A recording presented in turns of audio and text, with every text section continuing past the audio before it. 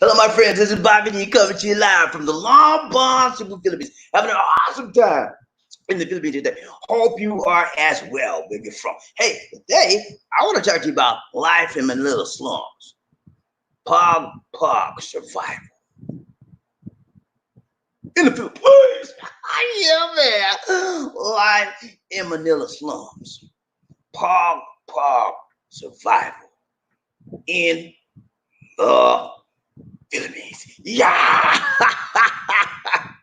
Woo, what a joy, such a joy to come back to you, my friend. And today I want to say, for those of you here for the first time, you click on the subscribe button and the bell notification icon so you continue to see fresh, new interview videos, motivational videos, and worldwide videos. Now, when you talk about the Philippines, you know what I'm saying? This is a country where poverty abounds. Yeah, poverty, man. Poor folks, okay? P.O., poor folks. A lot of them. And what happens is, a lot of times, people in the larger cities are that hang out a lot on the streets are usually in poverty. Okay?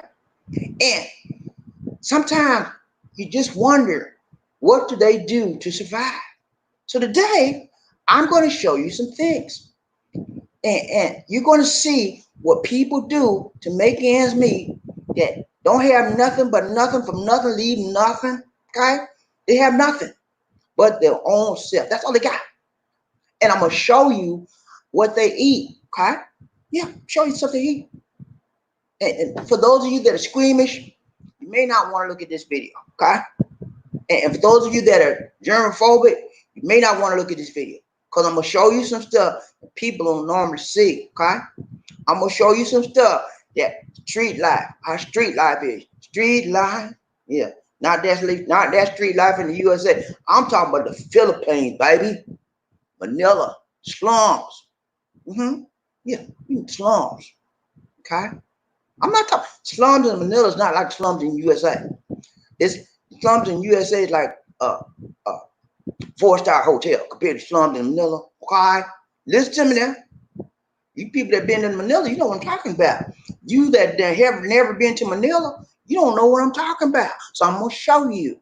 You know, a lot of times these vloggers come on here, show you the good, never show you the bad, and never show you the ugly. I'm gonna show it to you all. Okay? Sometimes you got to show it. You got to show some bad stuff, and there's some bad sides of the Philippines.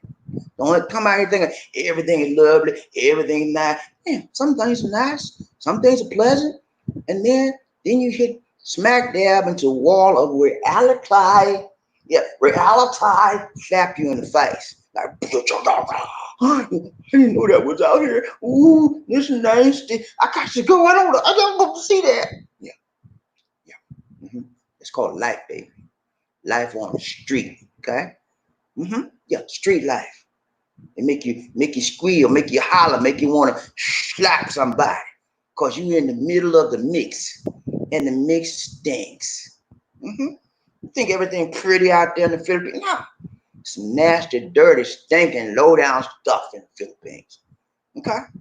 I just don't think I'm trying to put the Philippines down. No. I'm trying to show you. I'm trying to show you. I'm trying to show you the reality of the situation. It's a multifaceted country. Sometimes you will have to deal with people that are in poverty. You need to be aware of what they're like and what they do to make a living and what you expect when they come around you. Okay? So I'm gonna show you some stuff so you can be street savvy. Okay?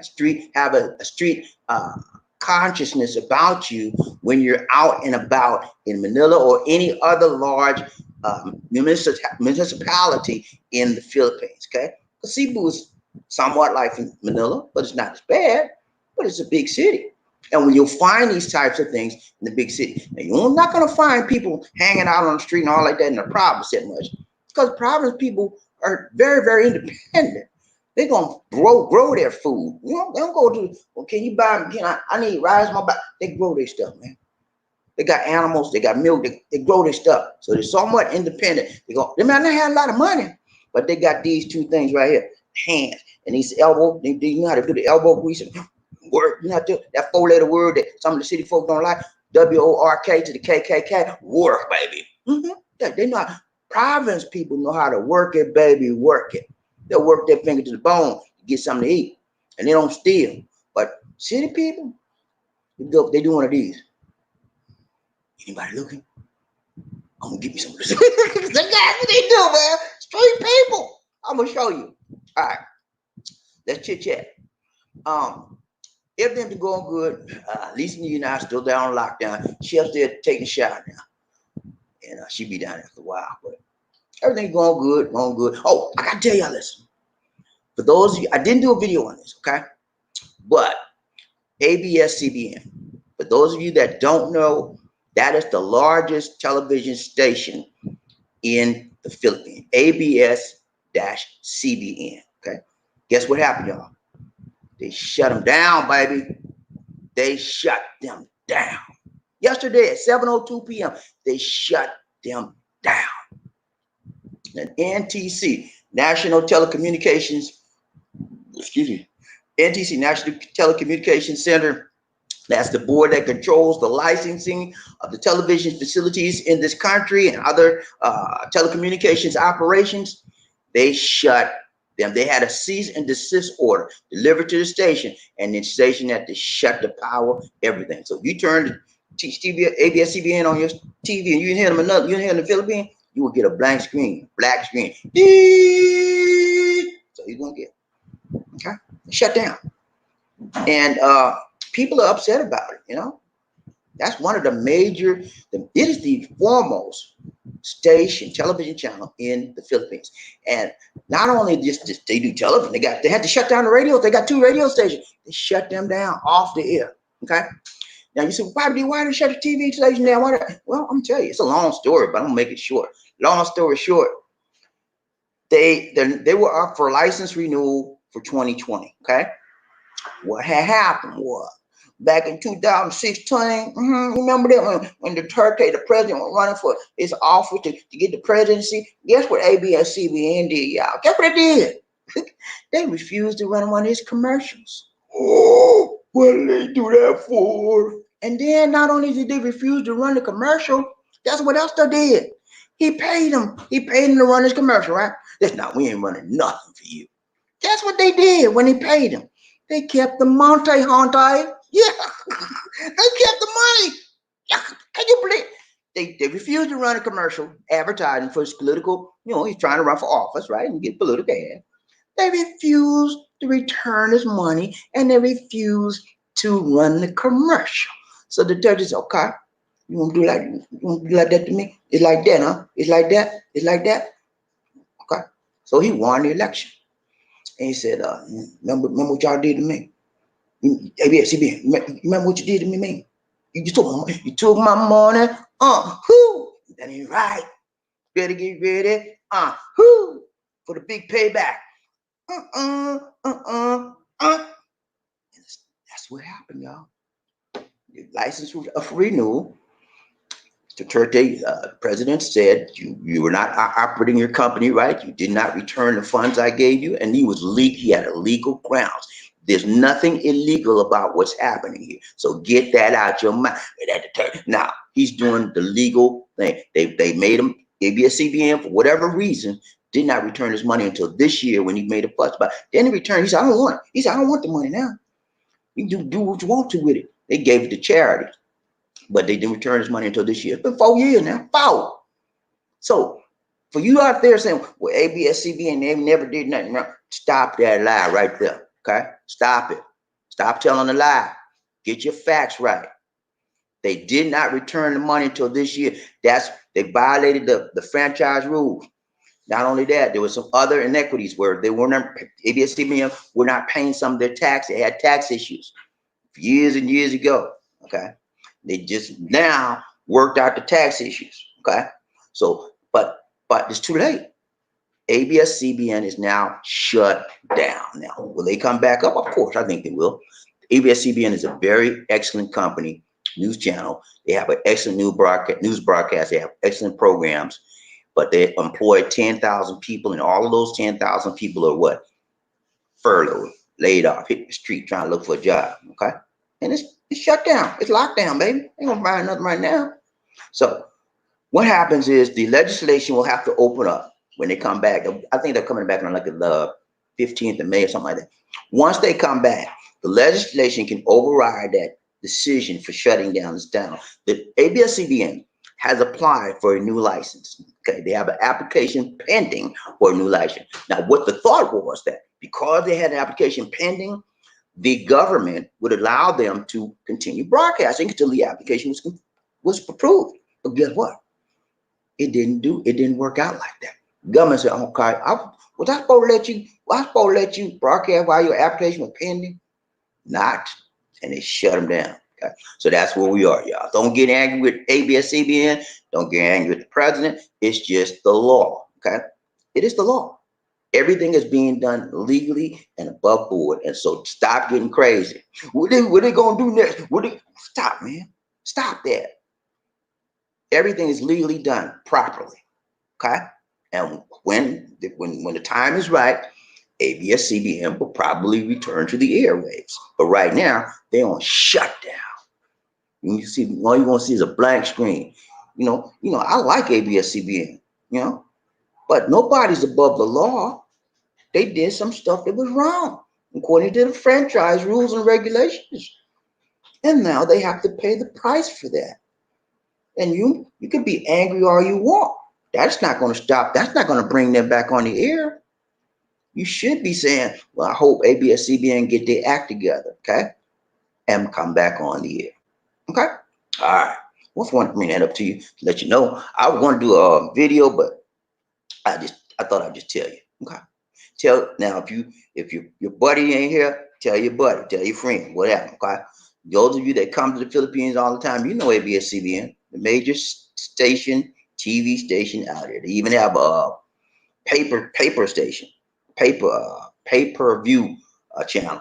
Okay, and a lot of people, that pay-per-view channel is shut down because a lot of people get their TV on that pay-per-view channel because it brings a clear signal.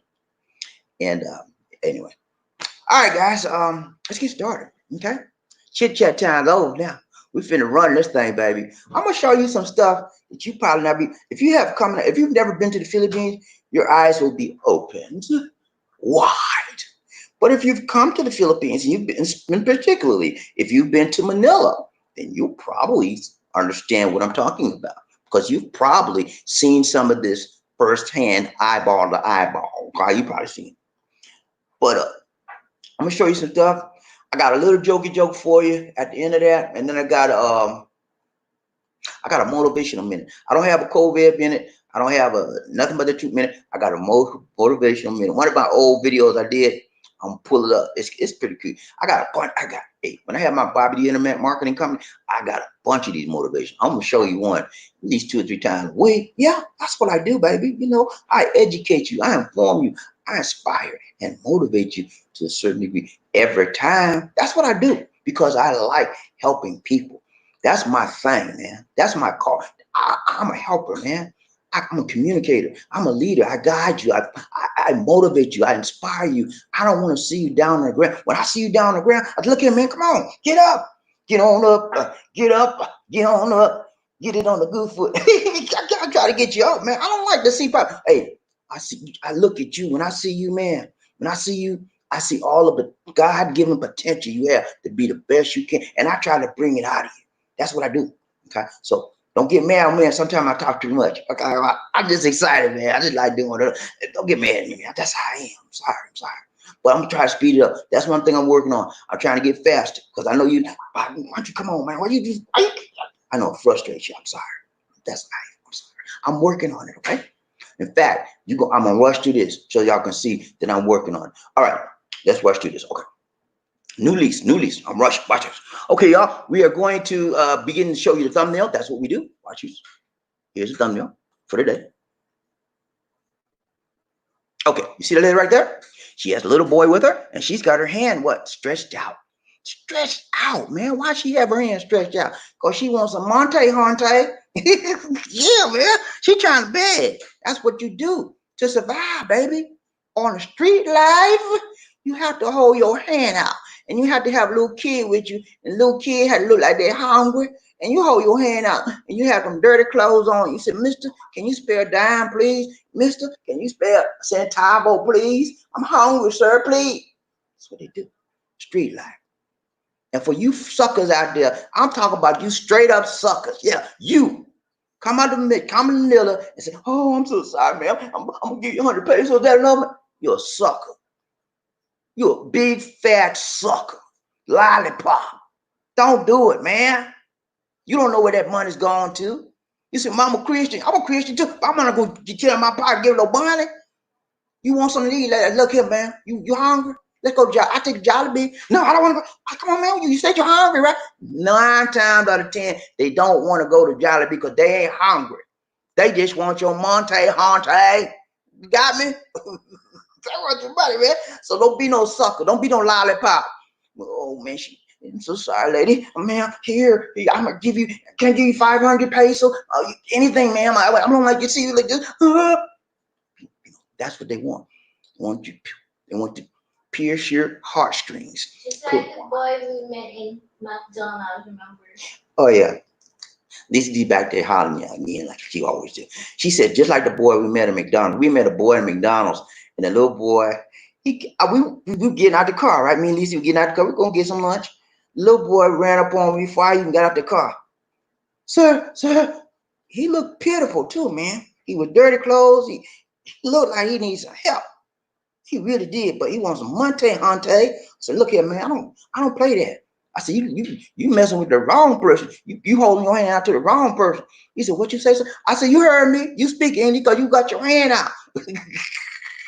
He said, sir, I'm hungry, sir. And then he's like, I'm hungry. I said, okay, let's go in here and get you something to eat. And he said, no, I don't want to go in. I said, you don't want to go in and you don't want nothing to eat, do you? He said, I'm hungry, sir. Can you buy, sir? You buy, sir. So I went in there, went and bought her something to eat, came back out. And then he tried to ask money from me. Yeah, I forgot about that.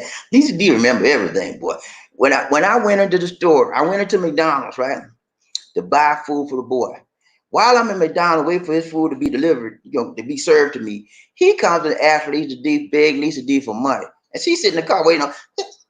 I said, what, he begged you for money? He said, yeah. I said, I wish I'd have known. I'd have took that food back. I gave him the food. That boy, he's thrown down on that food. He was hungry for sure. He threw down on the food. So don't give him no money, y'all, please.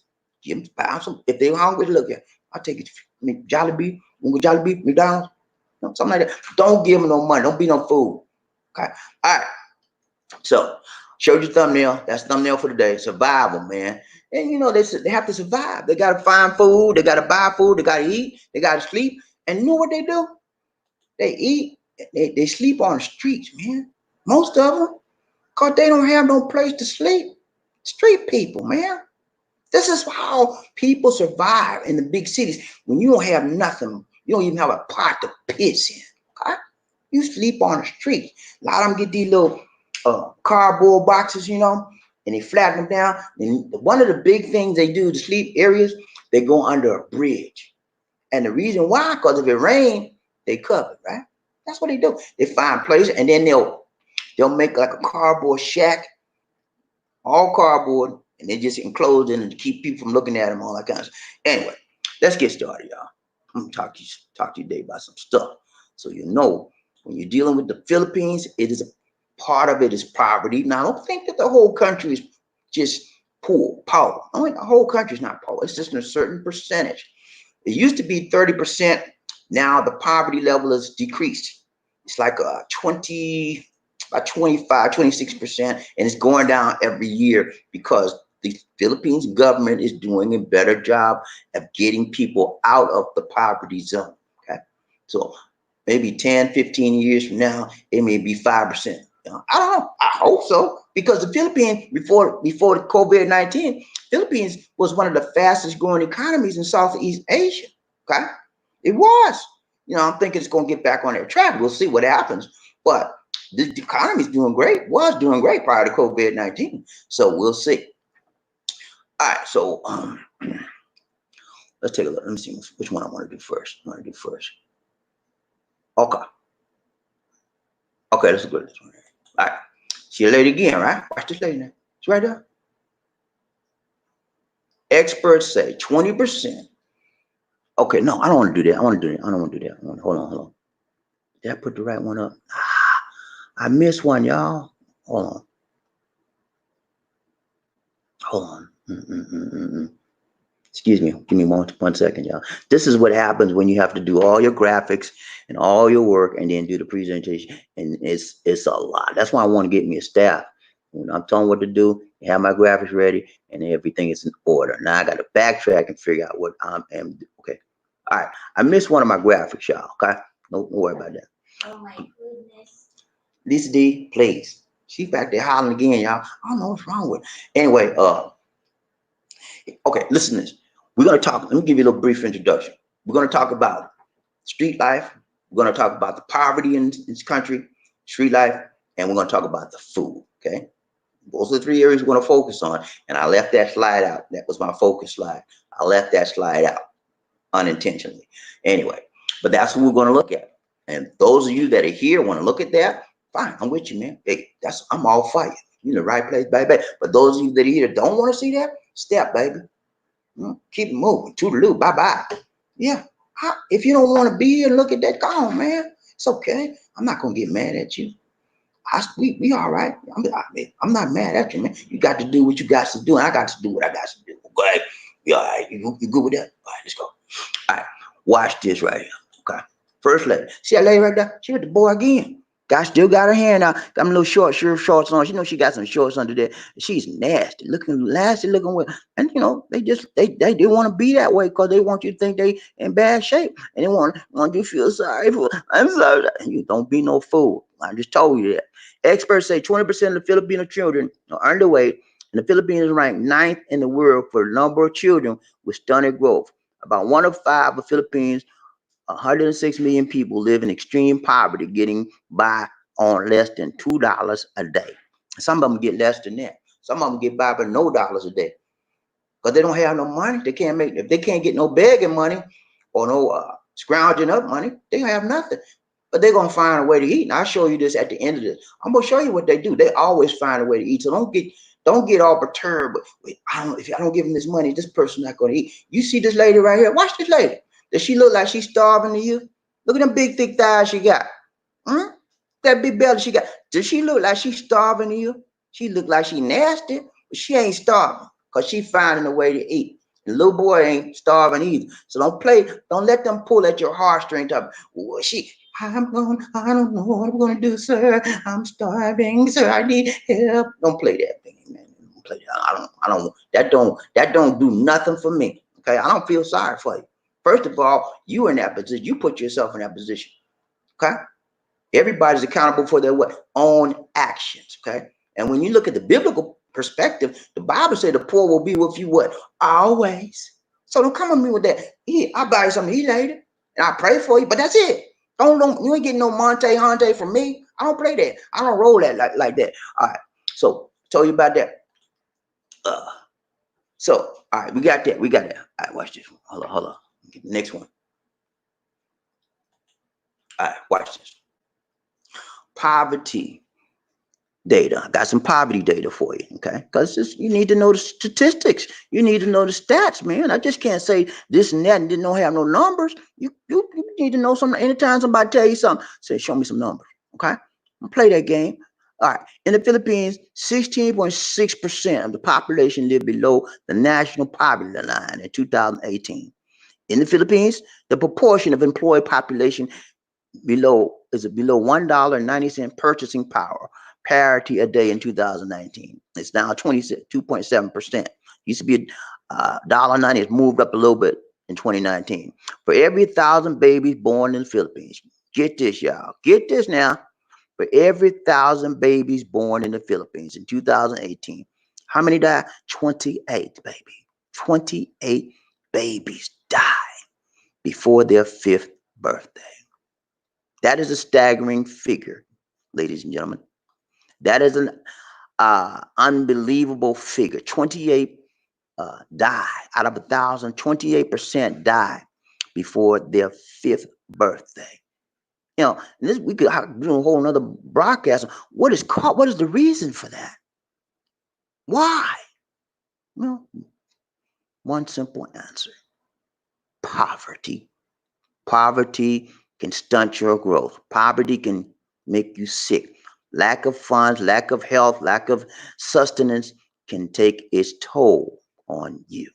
So now you see the other side of the Philippines that you didn't see before. I'm showing it to you because I want you to see this. I want you to know what you're getting into when you move to the big city. Okay? Every time you come out your condo, somebody in their face, sir, can you buy me? I need some money, sir. I'm hungry. I'm hungry. Every time, man. And then the reason why they attack you, know why they come on you? Because you're a gringo. You're a Cano, baby. You're Americano, you're a foreigner. And that's the target for people that do this.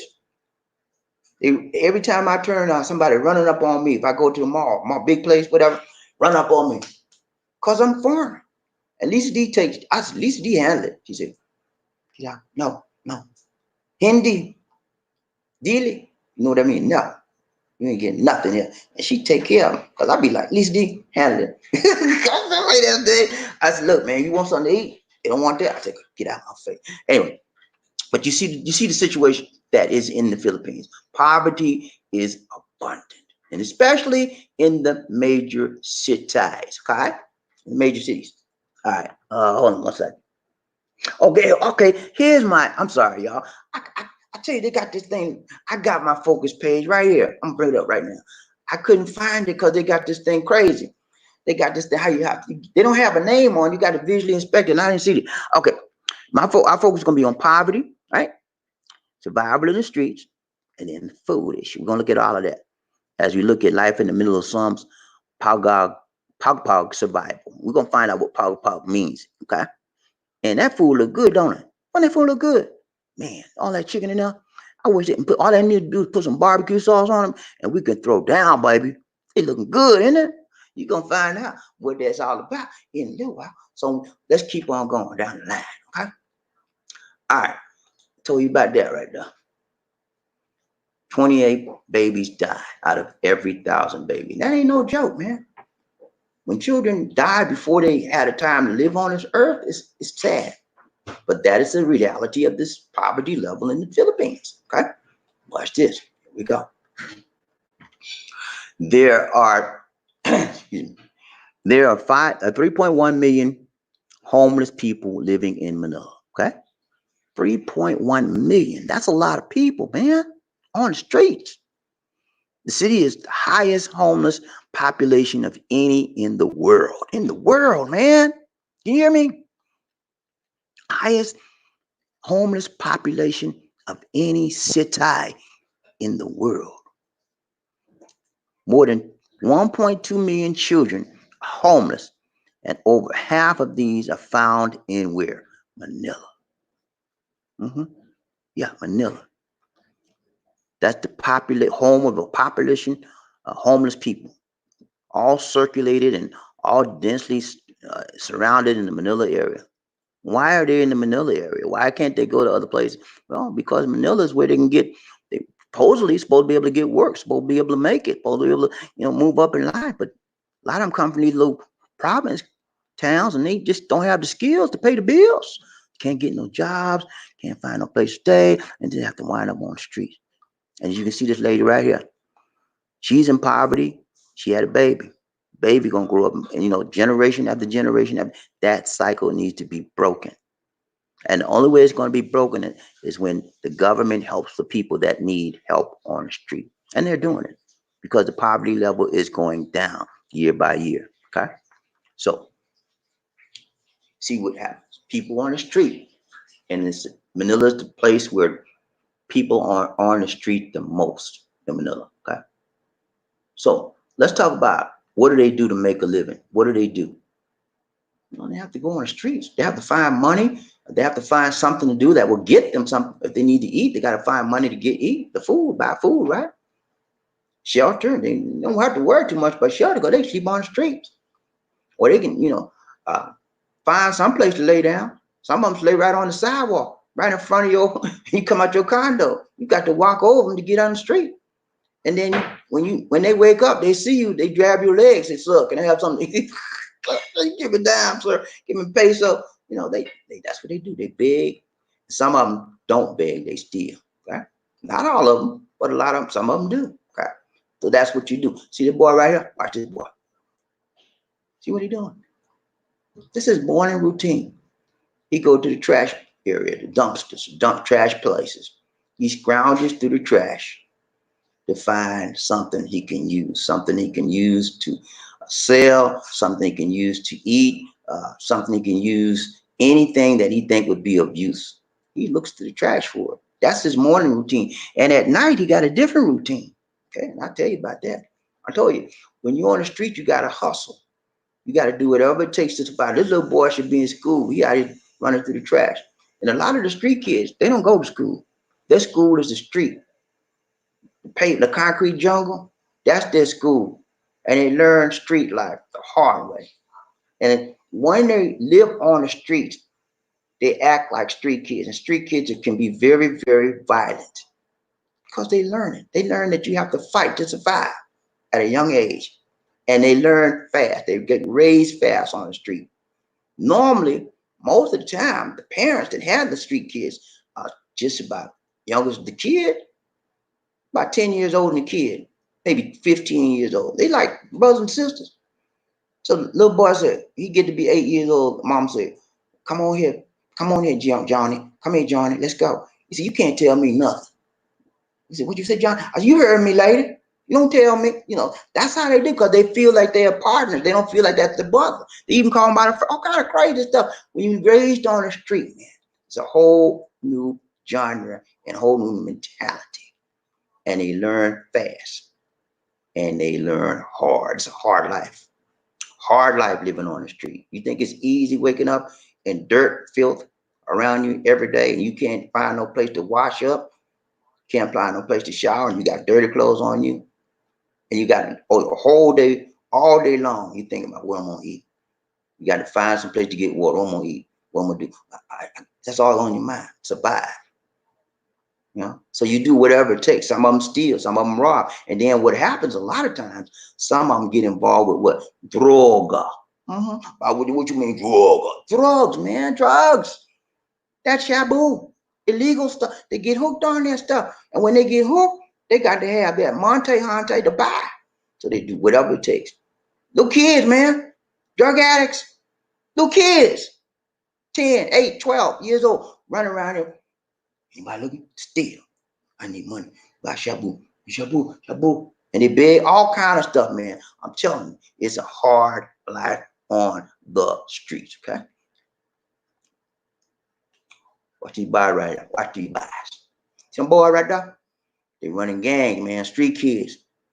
You come against one of them, you come against all. You think, okay, you see one street kid, right? And he talks some trash to you. You say, man, get out of my face before I slap your face. Next thing you know, you turn the corner and 10 of them right there waiting on you. What you said to my friend? You say you gonna slap it? Let's get him, y'all. And don't shoot. All 10 of them jump on you. What you going? I don't care if you 6 feet tall, weighing 250. All them boys right there will jump on you and beat you down to the ground. They run in packs, just like when you see these animal films in African films where the hyenas and the big lion. Okay, it's like 12 hyenas, right? And then one big male lion. Male lion said, "You want some of this?" Hyena said, "Let's get him, boy." I said, all of them jump on. They tear up the big lion. The big lion be running for their life. I'm telling you, pack people, kids run like that. They run in packs. So if you see a bunch of kids, street kids, move the other way. Behave yourself. Just don't say nothing to them. Move on out there, because they will jump on you. If you think this cause it's broad daylight, they ain't gonna do nothing. Nothing don't scare them kids. Me, I told you, it's about maybe last year sometime. Yeah, last year. Me and Lisa D, man, we was in the what was that? Mandawi. We were going to Mandawi City, right? We stopped at this gas station because we were meeting my brother-in-law. They were bringing us some stuff from the mountains, right? We will meet them at the gas station. So we parked in the gas station. Next thing we know, my brother-in-law pulled up in the truck. Next thing we know, about 10 little boys come out. They were like that big, but that maybe about 7 or 8 years old, about that big. I'm giant over them, right? Little boy say, "We want some of that." I said, "What you mean, man?" Next thing I know, man, they jumped on the truck. I said, "Get out the truck! Get out the truck!" Remember that lady? But yeah. But you gotta tell her to get out the truck, get out the truck. The little boy wouldn't get out the truck. And the other boy started running at her. At least he got scared. I said, "Don't be scared." Then my brother-in-law had to get out the truck, out of the truck, and get the little boy down. And then next thing you know, all the boys started running at the truck, and he pulled off. And then we was there looking. I heard him, got in the car, we pulled off. Them boys were gonna get it's a punch up, man. At least he was getting scared. I'm telling you, man, that was a scary situation. When you're dealing with a bunch of kids, street kids, they like grown men in the mind. And they don't, it's nothing that they're afraid of. Because I said, get out, normally if I say, get out, and I do like that, kids will back off. Okay, sir, okay. These boys didn't lose. I said, get away, get back, get back. They said, that's all they did. They looked at me like, you don't scare me. Oh my God, we're in trouble. Anyway, I was gonna tell you, stay away from street kids, okay? A lot of them on drugs, they feel no pain because they can fill up with drugs. And a lot of times, the street kids, street adults use them for their own particular reasons. Okay, and they abuse them, y'all. That's a whole nother program. Okay, that's a whole nother program. But I mean, I just say that to say, stay away from street kids if you can. Okay, don't deal with them. Okay, them boys right there, tell them signs and symbols they're using. Those are gang signs. They know what they're doing. A lot of them don't have no parents. Okay, and a lot of them do have parents. The parents are strung out on drugs. You know, so they don't care about nothing. And they don't go to school. All right, stay away from street kids. All right, and, all right. See that right there? This is the food part. See that right? See that bag of food the man got right there? It's a whole bunch of bags of meat and what all, I don't know what all's in it, but most of it's meat. This is what they do. It's called pog. Okay, pog is street food. Okay, it's the term pog is a Tagalog term for leftover food from restaurants, usually from fast food restaurants, scavenged from garbage sites and dumps. The word in the Tagalog language means literally shake off the dust or dirt and refers to the act of shaking the dirt off the edible portions of the leftovers. Okay? See right there? That's what he do. This is what they do. This is called pog. Tagalog word. It's leftover foods or food from the garbage. Basically what it is. Here's what they do. I told you this little boy right here, right? Let me show you this boy right here. I'll show you again. Hold on, if I can find it. See, they got to do this better, man. You got to scroll all up and down this. Okay, this boy right here. All right, see this boy right here? That's what he do during the day. That's his day job. Okay, he go to the dump hill, the trash place in the daytime. That's his job. Mama make him go out there and go through that trash and see what you can find. He doing a job. But at nighttime, it's the right time, right? What do you do at night? He get out there and go to he and his mama, his sister, his whole family, because they have no money, they have no food. Guess what they do? Whenever McDonald's closed and they put all their trash out, or Jollibee closed, they put the trash in the dumpster. You know, that leftover food you scrape, you didn't eat all your food, right? You left a piece of chicken on your plate. They don't eat that. They take that, put in trash, right? Guess what they do? The little boy, night job, he come around. They come out around 12 or 1 o'clock in the morning. But that's when most of the restaurants, fast food places, have put their food trash out for that evening before the dark garbage people pick it up. So they come before the garbage people pick it up. They run through that hole, any kind of meat on, and they get that meat, any kind of leftover, they get it out, put in their bag. Some of they go home, some of it they eat. They don't, but before they eat it, this is what they do. They take water and wash it, and some of it boil it. Okay. And after they boil it, they take all of the bones out, right? Throw it away. And that leaves what? The leftover meat. Okay. And then they do one or two things. They'll eat that for some of it for their meal. And then the rest of it, guess what, guys? They sell it. Yeah, they sell SELL, sell it. They sell it.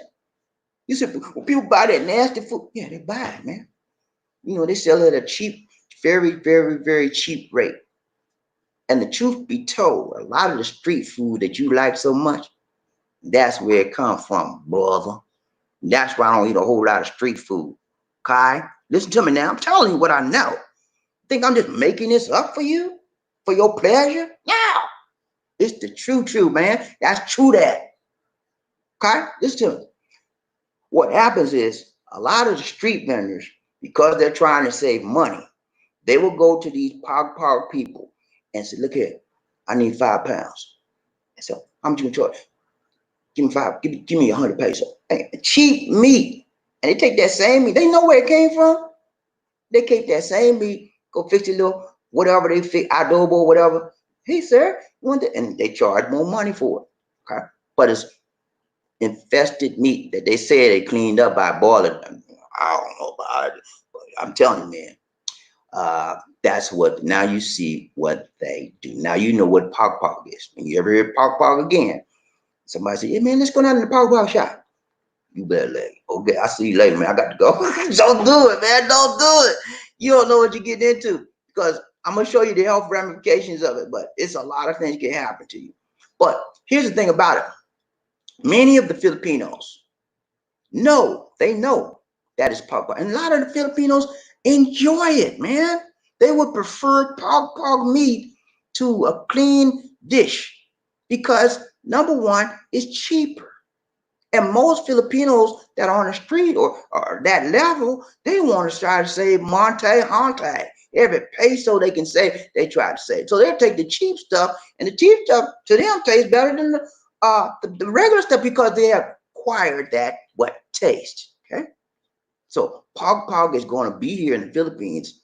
It's been here forever, and it ain't going nowhere until the poverty level proves pog will be on the street with everybody else, and people do it every day. Well, I don't see how they do that, Bobby. You ain't telling me right, Bobby. Why somebody gonna get dirty food out there? That's what they do, man. And they justify by saying they'll clean it. They according to them, they take all the meat, take the bones off, put in the water, rinse it, and then they boil it and it clean. Let's clean meat. I don't want none of that. I don't know about you, but I don't want that. Anyway, but that's how they do. Now you know what pog is all about. What are some of the health ramifications? Hold on. Health risks. Here we go. Health risks include ingestion of poisons, toxins, foodborne illnesses.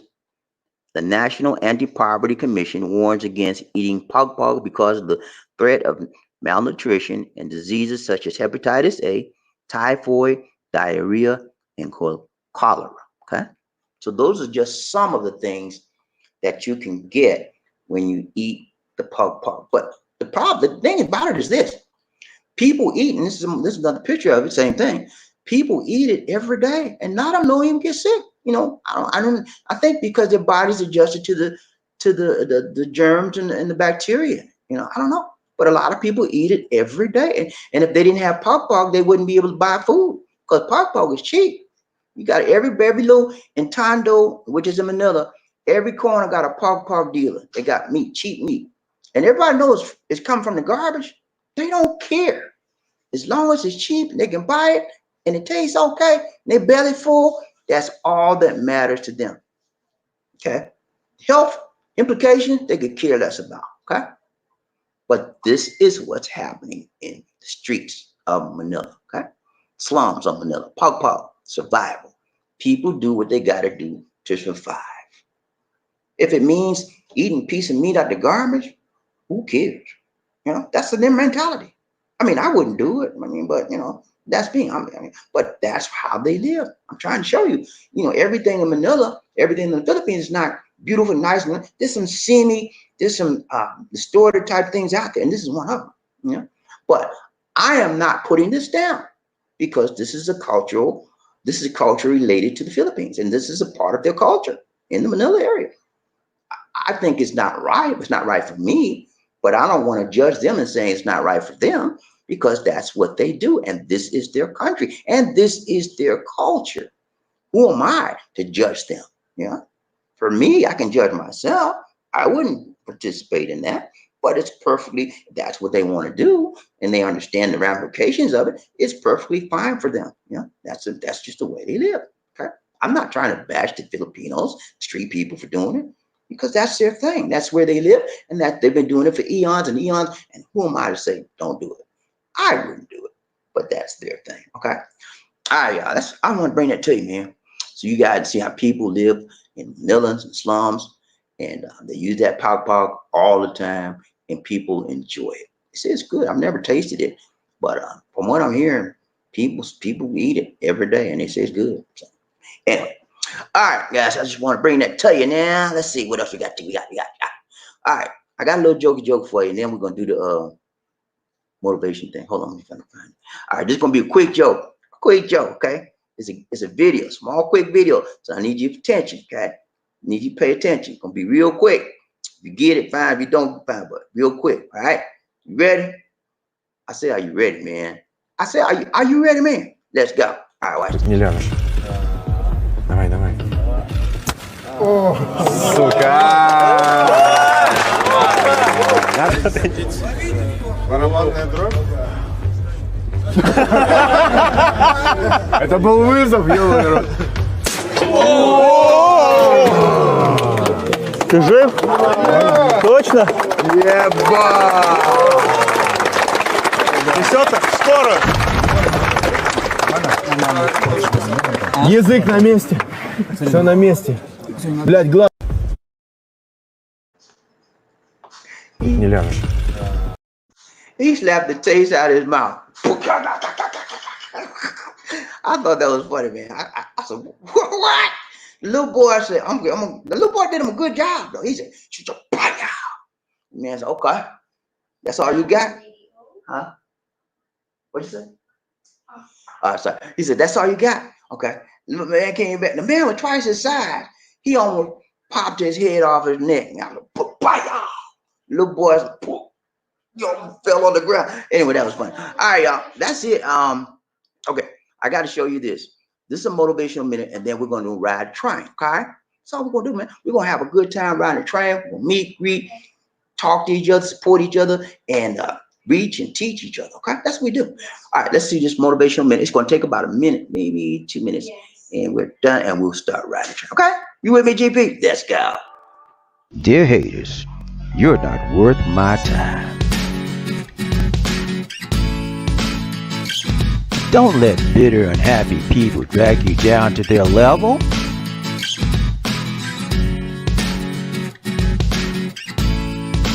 Instead, you should use their behavior as an example of how not to behave.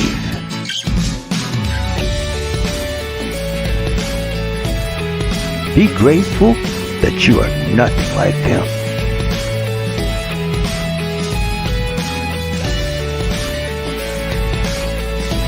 See, you gotta understand, most people know your name, but they don't even know your story.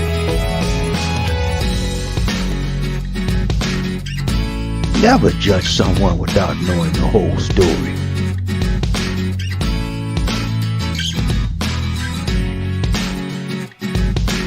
You may think you understand, but really, you don't.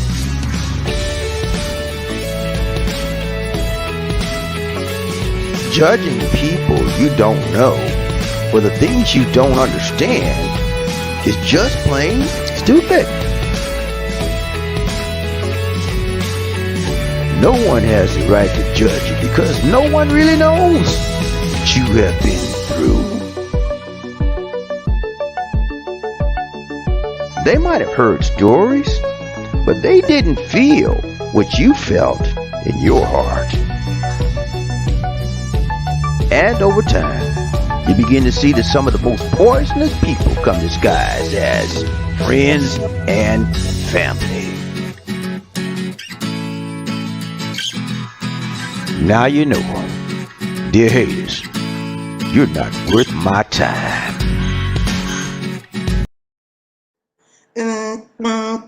Dear haters, you're not worth my time, okay? Remember that. Don't judge me. Because you're not qualified. Until you walk in my shoes, don't judge me. I'm not going to judge you, okay? Because I haven't walked in. I don't know what you felt. I don't know what the reason why you did what you did and how you act. I don't know. And I'm not going to say, hey, that was your thing. That's what you did, okay? I might not like it, but I can't judge you, man. Don't judge me. I don't want you judging me. That's it, man. I can sound like I fight. Let's go ahead and do the train. Lisa D is handling some business for us. We just had a business call. She on the phone, y'all. Okay, she'll be here when she gets there. People get ready. Whether the train is coming, don't need no ticket. And just get on board. Or it needed love. Ooh, sweet, sweet love. Don't need no ticket. You just get on board. Get on board. All aboard. When I say toot toot, you say all aboard. Toot toot, toot toot. When I say all aboard, you say toot toot. All aboard, all aboard. Are y'all ready to ride this train today? Let's go, man. Let's go. Are you ready? Ready for the roll call? Are you ready for the roll call, man? Let's go. Roll call. Who we got? Look at. First man up in the heat. I need to know. All right, first man up in this house. Hold on, y'all. I'm gonna see if they cut me off again. I don't think they did. Let me see. I think I gotta see if they cut me off because we got a lot of comment. Hold on.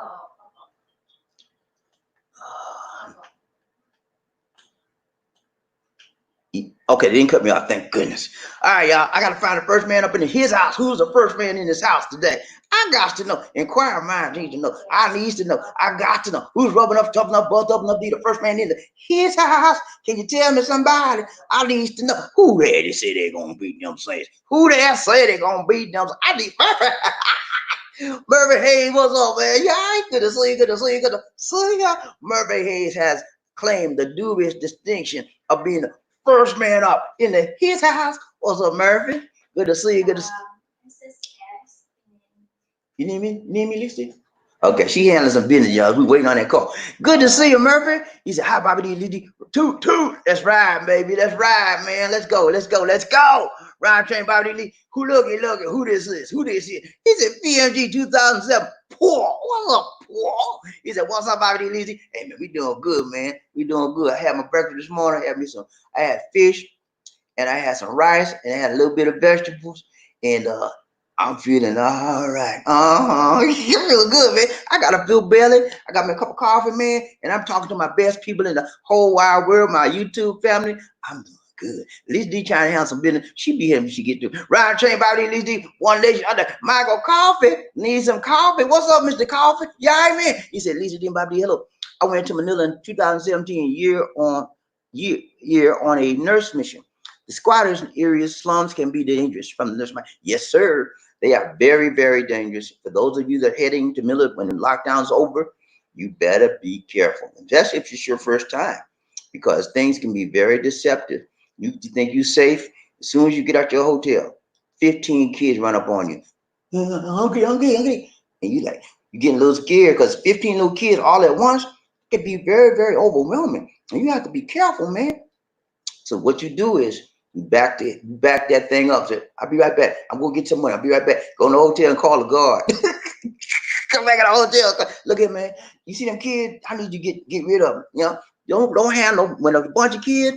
Get out of that situation. Because next thing you know, they all got you on the ground. They're busting your head, taking your wallet. Don't fool them kids, man. Ryan Train, Bobby, and Lisa D. Frederick Mason. What's up, Frederick? Good to see you. Perry Mason never lost a kite.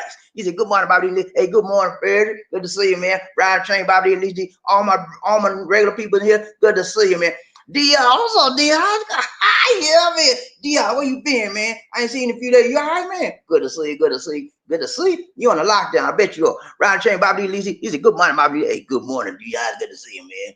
Everything going all right out here, man. You know, we just holding down tight, man. Now you know how I did, man. We don't care what it is, man. We gonna hold it down, man. We holding it down. Ride train, Bobby D. One nation under John Thomas. Big John Thomas. Ride the train, Bobby D. John on lockdown like everybody else, man. But John got it going on. John works at home, so he all right. He like me and Lisa D. He used to be on lockdown, but he go out for supplies just like we do. Hey, good, what's up, good John, good John? He said, good John. He said, good morning, Bobby. Good morning, John. Good to see you. Good to see you. What's up, man? Right train, Bobby Lisa. One nation, Michael Coffee. He said, Lisa and Bobby went there with some nurses here from USA, called to give out food and water in the squatters area back in 2017. Yeah, a lot of people come to Manila for the express purpose of assisting the squatters or the people on the street. And they need a lot of help. They really do. But you have to be careful because they know that you have money. They know you have items. Sometimes they take advantage that they play like they, and next thing you know, all your money gone. And sometimes they don't be playing. They have like 4 or 5 little boys. And little boy, I'm hungry. Next thing you know, all I'm on you. Got your wallet, money, everything. You see what happened? Little boy ganged up on me and got my money. You got to be careful with that stuff, man. Unless you have some security guards, stuff like that with you, you're all right. But just going out there by yourself, you better be careful with that, man. No, it's dangerous out in them streets. You think I'm playing with you? Look at America. You got to go in the hood in America and see what happened to you. Ryan Train, Bobby Lee, Freddie Mason, what's up, Freddie? He said, love train ready. So let's get the love train warmed up and ready to spread the love all over the amen. We got love, peace, joy, happiness, health, wealth, strength, power, all over for you, man. We giving it to you. We spread it out all over the world, man. Love all over the world. When we was in Japan last year, people didn't want to leave. They didn't want us to leave, man. They were mad when we got ready to go. We said, got to go. They said, we love you. We want you to stay. I said, nah, man, we got to go. We got to go. We got to go. We said you some love back. We'll send some love back to you. Round train, Bobby Lee, one nation under our group. Who we got? Look. I got that one. All right, Michael Caulfield. What's up, Michael? He said, it's some very young Filipinos living in poor poverty with babies and children, kids out of wedlock and squatters. Yeah. Squatters areas have some very, very bad scenes. I wanted to go to do a video in the squatters area here in Cebu, but Miss Lisa D said, too dangerous. I said, Lisa, I'm just gonna take some pictures. He said, no, they put the gang up on you. They see you, they especially because you're a foreigner. I said, okay, all right, whatever. But yeah, man, squatters areas can be very, very difficult to deal with. Ryan Train, Bobby Lee, one nation under a groove. We got look at Josie. What's up, Josie? Good to see you. Good to see you. Good to see you. Ain't no stopping us, Josie. We got this, man. He said it's been a long time coming. Good morning, Bobby D and Lisa D. What's up, Love Train family? Toot. Yeah, man, Josie, where you been, man? Don't do it like this, Josie, man. Show up once a week at least, man. I know you busy. Everybody busy, man, but you got to shake the time, make the time, break the time, and take the time to see your family. We your family. We like that, man. We like that, man. You my brother, right? Show up, and we're gonna show up. Okay, Johnson, Round Train, Bobby Lizzie, Terry Fleming. Terry got that last Fleming on. He edited that program in his phone. He said, I've traveled many miles to get here just to ride this train. Toot. Morning, Lisa D. Hey, morning to you, Terry. He said he traveled here to get to this train, man. I'm telling you, man, when you get to the train, your whole lifestyle changes, your whole personality, your whole countenance changes. Because you know you're in a love train. You are people that support you, that love you, that help you, to teach you, to reach you. And we on the same mentality. We have the same mindset, and we motivate each other to move up in life. We don't talk down to each other. We lift each other up. There's too many of this coming against you, clashing. We don't do that. We say, hey, brother, how you doing? We help each other up. That's what happens when you get on a train, baby. Let's go. Ryan Train, Bobby Lee, one nation under a group. Frederick Mason, what's up, Frederick? Ryan Train, he said, what's up with my little train family? He talked to his family, man. He said, see how you do? He talking to the people. He talking to his family and his friend, because this is a place of love, man. This is a place of peace. This is a place of harmony. This is a place of unity. And when we come together, man, we feel good. Ain't nothing wrong with that. Ryan the Train, Bobby D. Lisi, one nation under Michael Coffee. Need some coffee. He said, Bobby D. Lisi, hello. It's a very sad situation. These young Filipinos, all these kids, children out of wedlock, looking for help, food, and water for their family. Yeah, it is. It's sad, man. And it doesn't seem like it's going to end anytime soon.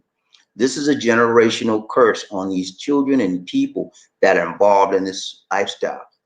It is not easy to live on the streets, because there's certain things that can happen to you when you're on the streets, as opposed to if you're in a good home and home environment. One of the things is you can be sexually attracted, molested. You know, the people do that to children all the time. And sometimes children have no choice but to get into that lifestyle. Sometimes the parents themselves force the children into that lifestyle. So there's a lot of things that's just one of the things. There's a physical assault. Children get beat, you know. A lot of things can happen, man. And then things like that make children grow up fast. And they make them grow up with a hard personality and hard nature. Because when you get used and abused, it's no good thing coming out of that unless you get the help you need to get over it. And many kids, they don't get over it. And whatever happened to them in life, guess what? They do it to the other people. This is what happened. They beat me all day long, beat you too. They want to pay back on somebody. And that's what the street life mentality is all about. Lisa, you all right over there? Yeah. Need some help? Okay. She's still washing clothes. PMG 2007. Paul, what's up, Paul? He said, know what you mean, Bobby?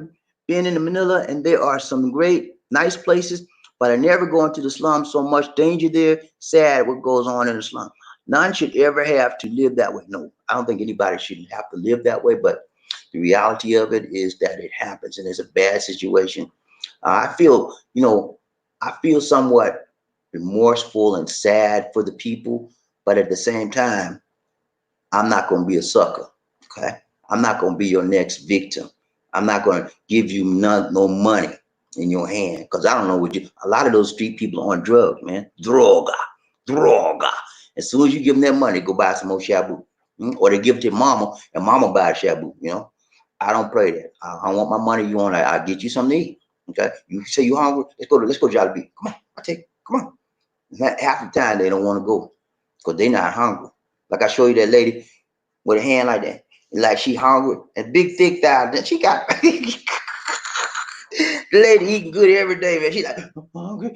I mean, look, lady. I don't see no bones on you. All I see is meat. You and I hungry. You want money, right? Train Bobby Lee, One Nation under groove. Who we got? Look at who we got. David G. What's up, David? Yeah, I mean, good to see you. Good to see you. He's a good boy in Bobby Lee from Zamboanga City here to the ride train. Two, let's ride, baby. David G. David's going his way. He's trying to hope that they will open it up so he can go back to the USA. But he's having a good time here with his newlywed wife, and he's having awesome times. So good to see you back with us riding the train again, David. Good to see you. Good to see you. Murphy, hey, riding the train, Bobby Lizzie. He said, I want to see what's real. So I can know what to expect when I get there because I don't want to be surprised. Hey, that's what I do, man. I bring you the reality of life here. I show you the good, the bad, and the ugly. Okay. Because I want you to see it all, man. I want you to be why Bobby I ain't saying nothing about this. Look at all that mess right there. I'm scared. I want you to do that because I showed you, man. And not only did I show you, I told you how it is out there. You go to Manila, anything happens. It's like a little New York. And you know how, if you ever been to New York, you ever been to Harlem, Manhattan, you see how them people on the street, the drug addict be like, that's how it is out there, man. The squatters have no remorse. They have no sympathy. Most of them have no caring heart because it was beaten out of them from a little baby on. They were beaten, they were abused, they could anything, they'll go for the juggler. If they want something from you, they're gonna find a way to get it. They don't care how they do to get it. So you have to be careful. And don't go with these little kids. Every time you see some little kid and they beg and put their hand on you, think they're hungry, don't do that, man. Keep your money in your pocket. But a lot of times, a little kid, parents will use the little kid to set you up, okay? He said, little Johnny, go over there and ask the man out that foreigner for some money. And then next thing you know, they call the cops on you. He trying to abuse this kid. He trying to, and you say, oh, I wouldn't do it. And he said, well, get some money. Just try to get you some money, get out the truck. Don't do it, man. It's a setup. Ride train, Bobby Lee, One Nation under a groove. Who we got? Look at Michael Coffee. Need some coffee. He said, I felt so sad. Us nurses from USA called where we ran out of food and water to give them and the squatters in Manila. Yeah, a lot of people do that thing. They buy food and water and they go out there and give it to them. It makes them feel good. And and to be honest with you, it does help them to some extent, yeah. But that's the least thing they need because they're gonna find food and water. I just showed you, Pog. They're gonna find some food, It may not be the best of the best, but I don't be doing all that stuff. And what happens is this: a lot of these guys, right? They say, well, we got a ministry, and they go on YouTube and all kinds of stuff. Y'all send me 5,000, 500, I gotta feed these kids, And next thing you know, they got the money. They may go out there and feed one or two, the rest go in their pocket, man. You gotta be careful with that charity stuff. Round train, Bobby Lee, One Nation under a groove. Terry, yeah, man. Terry Fleming doing the doggone thing right, doing the doggone thing tight, long and strong. I get so much, Terry, for the donation, man. I gotta do a dance for Terry. Ryan Train, Bobby Lisi, One Nation Under a Group. Look at who we got, who we got for Terry today. Wait a minute. I told you, didn't I tell you was on duty?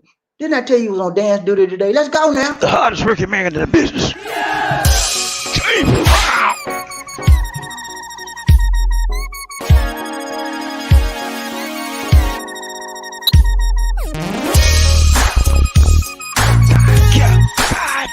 I feel good.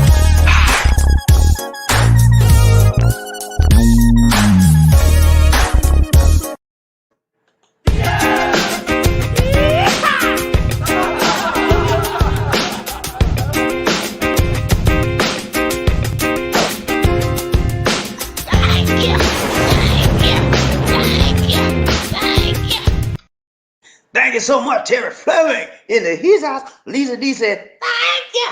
Bobby D said, thank you. Big Mama said, thank you, thank you, thank you. Yeah, man. Thank you so much, Terry Fleming. Appreciate that donation, man. Ryan Train, Bobby Lee D, One Nation Under. Who we got? Look at who we got. Michael Coffee, need some coffee. He said, Bobby Lee D, hello. In Manila, the Makati area is very, very place to live and stay there. But you gotta have more money to stay there. You gonna pay a lot more in peso. Yeah, I lived in Makati. I was there for 2 weeks. I rented a condo. Took a vacation there, and it does cost more money to live in Makati. No question about that. But it's nicer, a little bit nicer, a little bit cleaner there. But it's a very old place. The city's very old compared to some of the other places. But I liked it. It was okay. Makati's nice, but you gotta have some. It's the money. You have to pay more money to live out there. Ryan Train, Bobby D, Lisi, One Nation Under a Groove. Who we got? Trent Knight. What's up, Trent? He said, good morning, Bobby D, Lisi. What it do? How everything going in the Philippines? Hey man, everything going good, man. We on lockdown. You know we on lockdown, Trent. You probably on lockdown wherever you at too. I know, but we making the best of it, man. You know, James Brown said you gotta deal with it. I always remember that from the kid, man. He said, get on the good foot, and that's what we're doing. We're dealing with it, and we're getting it on a good foot. Ain't nothing gonna stop us, man, from doing what we got to do. We got to do what's right, and we got to do it tight just for you. Hey, man, we doing our thing. Ryan Train, Bobby Lisi, One Nation Under a Group. Murphy, hey, what's up, Murphy? Y'all man, good to see you, good to see you, good to see ya. Murphy said, David G, how is it there in Zamboanga? I plan to go there next year if this pandemic is let up. Zamboanga is in Mindanao, and Mindanao is okay. Last year before, when they had that war in Mawari, that wasn't the place to be, but it's okay now. It's a big city, so you should be fine there. Not a problem at all. Not a problem at all. Ryan Train, Bobby Lee, One Nation Under a Groove. Who we got? Wendell. Yeah, man, what's up, Wendell? Wendell got a name right now. Lizzie called him out yesterday. What's that WC? She called him out yesterday. He got that name right. He said, hey, Bobby D, Lizzie, how you got? Hey, man, we doing good, Wendell. Good to see you, man. I'm glad to see you got your name right. Also, Wendell, you all right, man? Good to see you, man. Ryan Train, Bobby D, Michael Kaufman. He said, hi, in Manila, you have the Bonifacio Global City. It is also nice there also. That's in Metro Manila. You're going to pay high pesos to stay there. I don't think I've been to Bonifacio, so I'm not sure about that area. I've been to Makati, is where I lived when I was there, but I hadn't been to the other place. There's a lot. Manila is a huge, sprawled out area, man. So if somebody said they live in Manila, they could live in Makati, or they live in Tondo, or they could live in Quezon City. They'll just call it Manila. But there's a lot of different suburbs and cities that include Manila. Right, that are in part of Manila. Ryan Train, Bobby D, Listy, Big John. What's up, Big John Thomas? He said, Manila is always interesting. You can see modern skyscrapers on one block, and the next block, homes with tin roofs on top of each other. Yeah, that's the diversity of the city. You got the rich right here, right there, poor tin roof house, right there. And they live together. The poor be trying to stay away from the rich be trying to stay away from the poor, and the poor be trying to get over to the rich, try to get some of what they got. You see? So I be trying to, man. I go to me and Lisa D has been to Manila several times, but we don't like it. But one thing is the pollution is worse there. Every time I go there, my chest be like, and it hurts, and I sneeze and cough. And you can't stay there more than 2 or 3 days. But we go there every now and then just to shake it up, mix it up, change up a little bit. But I wouldn't suggest anybody stay in Manila full time. That's me now. Somebody that say you all for that, Bobby. But that's how I feel. Brian Train, Bobby D. Lizzie, David G. He said Murphy Hayes still under ECQ, extended community quarantine. Reports are that it will likely be lifted on May 15th. All is good here with me. Yeah, it's going to be lifted, extended. Here's what's going to happen, David. We are still under ECQ, extended. On the 15th of May, we're going to be under the general quarantine, GCQ, general community quarantine, which means it's going to be lifted. Which some things are going to be opening up. Some of the people will be able to go back to jobs and so forth. Some of it, not all of it. So we're still under quarantine, just a little bit loose, and some people will be going back to work. The planes won't be starting out. Sometimes some people's thinking that they're going to open up the planes on the 15th too, but we don't know for sure. We'll have to wait and see. Ride Train, Bobby D, Lisa D, One Nation Under Group. Rider Train, hey, Murphy Hayes, David G. Thanks. Hey, Kate. All right, good to see you, man. All right, Michael Coffey, he said, hello. The BGC in Metro Manila is set up like some things, stuff in states, USA, but you're going to spend more money out of your pockets, BGC. I don't know what that is. But yeah, man, there's a lot of stuff in Manila. And Manila, let me put it to you like this. If you go to Manila versus some of the other cities in the Philippines, like Cebu or Davao or Bacolod or some other cities, you're going to wind up paying more money, okay? That's just the bottom line. A lot of places, and for rent, when you go to try to rent someplace in Manila for plus to stay, you're going to wind up paying almost USA prices, okay? Because Manila is a big city and everything is very high there. Lisa D stayed in Manila for a little while, and she rented a room. And the room she rented was like, what, 5,000 pesos? Yeah, it was 5,000 pesos, but one of those small, tiny room now. 5,000 pesos in US and Philippines, that's over $100 a month, like 125 a month. But one of those small room. Oh, but if you go to the Cebu, you probably paying like what, 2,000 pesos, something like that. That show you the cost of living in Manila is way higher than the suburbs or smaller cities. So I wouldn't stay in Manila. Ride Train, Bobby D. Lisi, One Nation Under, David G. He said, Michael Hayes. When you looking, Michael Coffee. Yeah, I think he meant Michael Coffee. He said, when you're looking to arrive, when are you looking to arrive? I hope to be here. Oh, he meant Murphy Hayes, not Michael Hayes. He said, when are you looking to arrive? I hope to be here to meet up with you. Live in Florida, and we'll be returning there at some point after the ECQ has been lifted. Okay. So Murphy, he want to know when you coming. Right, Train Bobby Lee, David G. He said Murphy Hayes, not Michael Hayes. when you looking to arrive? Okay, I got you. He just corrected himself. All right, Ryan Train, Bobby Lisa D, One Nation Under Groove. Who we got? Look, who we got? Michael Coffey. He said, Lisa D and Bobby D, hello. God blessings with everybody on the love train today. Keep the faith from Nurse Mike. Thank you so much, Nurse Mike. Appreciate you, man. Okay, the system just messed up. Hold on, y'all. Okay, Murphy Hayes said David G. Around March or April 30, March or April for 30 days. So that's March or next. Excuse me. That's March or April of next year. For he's gonna be here for a month. So Murphy's doing the right thing. He's doing all his homework. He's looking at the videos, listening to people, and he's being prepared. He's preparing his mind. So when he comes out there, he won't be shocked. Like, ooh, he'll know what to expect. That's the best thing to do. Ride Train, Bobby D. Lisa D. Terry Fleming. What's up, Terry? He said hello to all the Love Train riders. Say, anyone bring some juice? Oh, hi, Lisa D. Juice D, you got any prune juice? Terry Fleming. Huh? She said she don't have no prune juice. She got tuba only. Ride Train, Bobby D. Lisa D.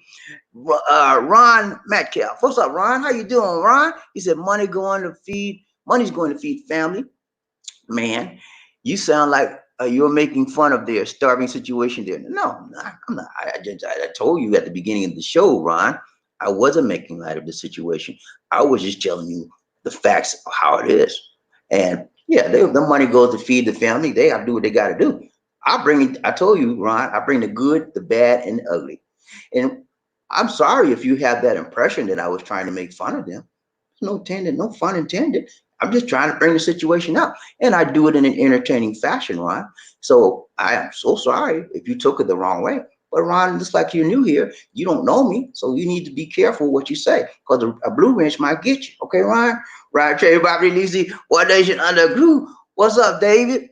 I have been told the average pay rate per day is approximately 300 pesos, which is approximately 7 to 8 US dollars a day. Very sad situation. It's no wonder there are so many scammers looking for it. Yes, yeah.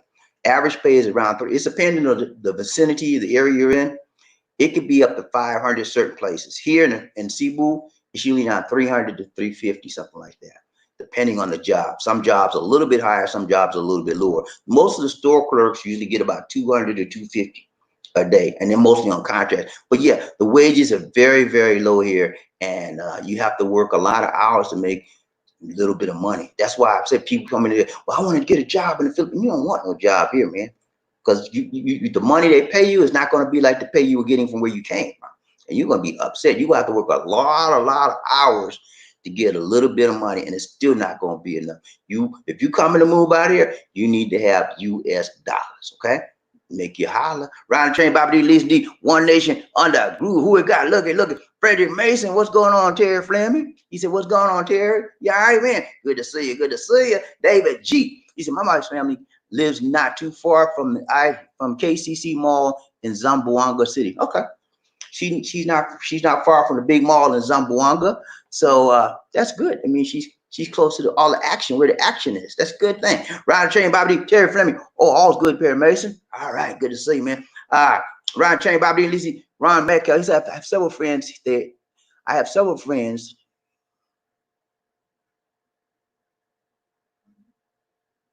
Hey, man, Ron, you need to watch your mouth, first of all, okay? I need a blue wrench to get that out of there. Or if I have to get, let me, I got this. I got this. I don't need this, man. Blue wrenches, y'all, are y'all on duty or what? Perry Mason, let's go, man. I mean, they got to do y'all job too. I thought y'all was supposed to help me out. This guy around here saying anything and everything, and y'all letting that slide. Come on now, let's get on the ball.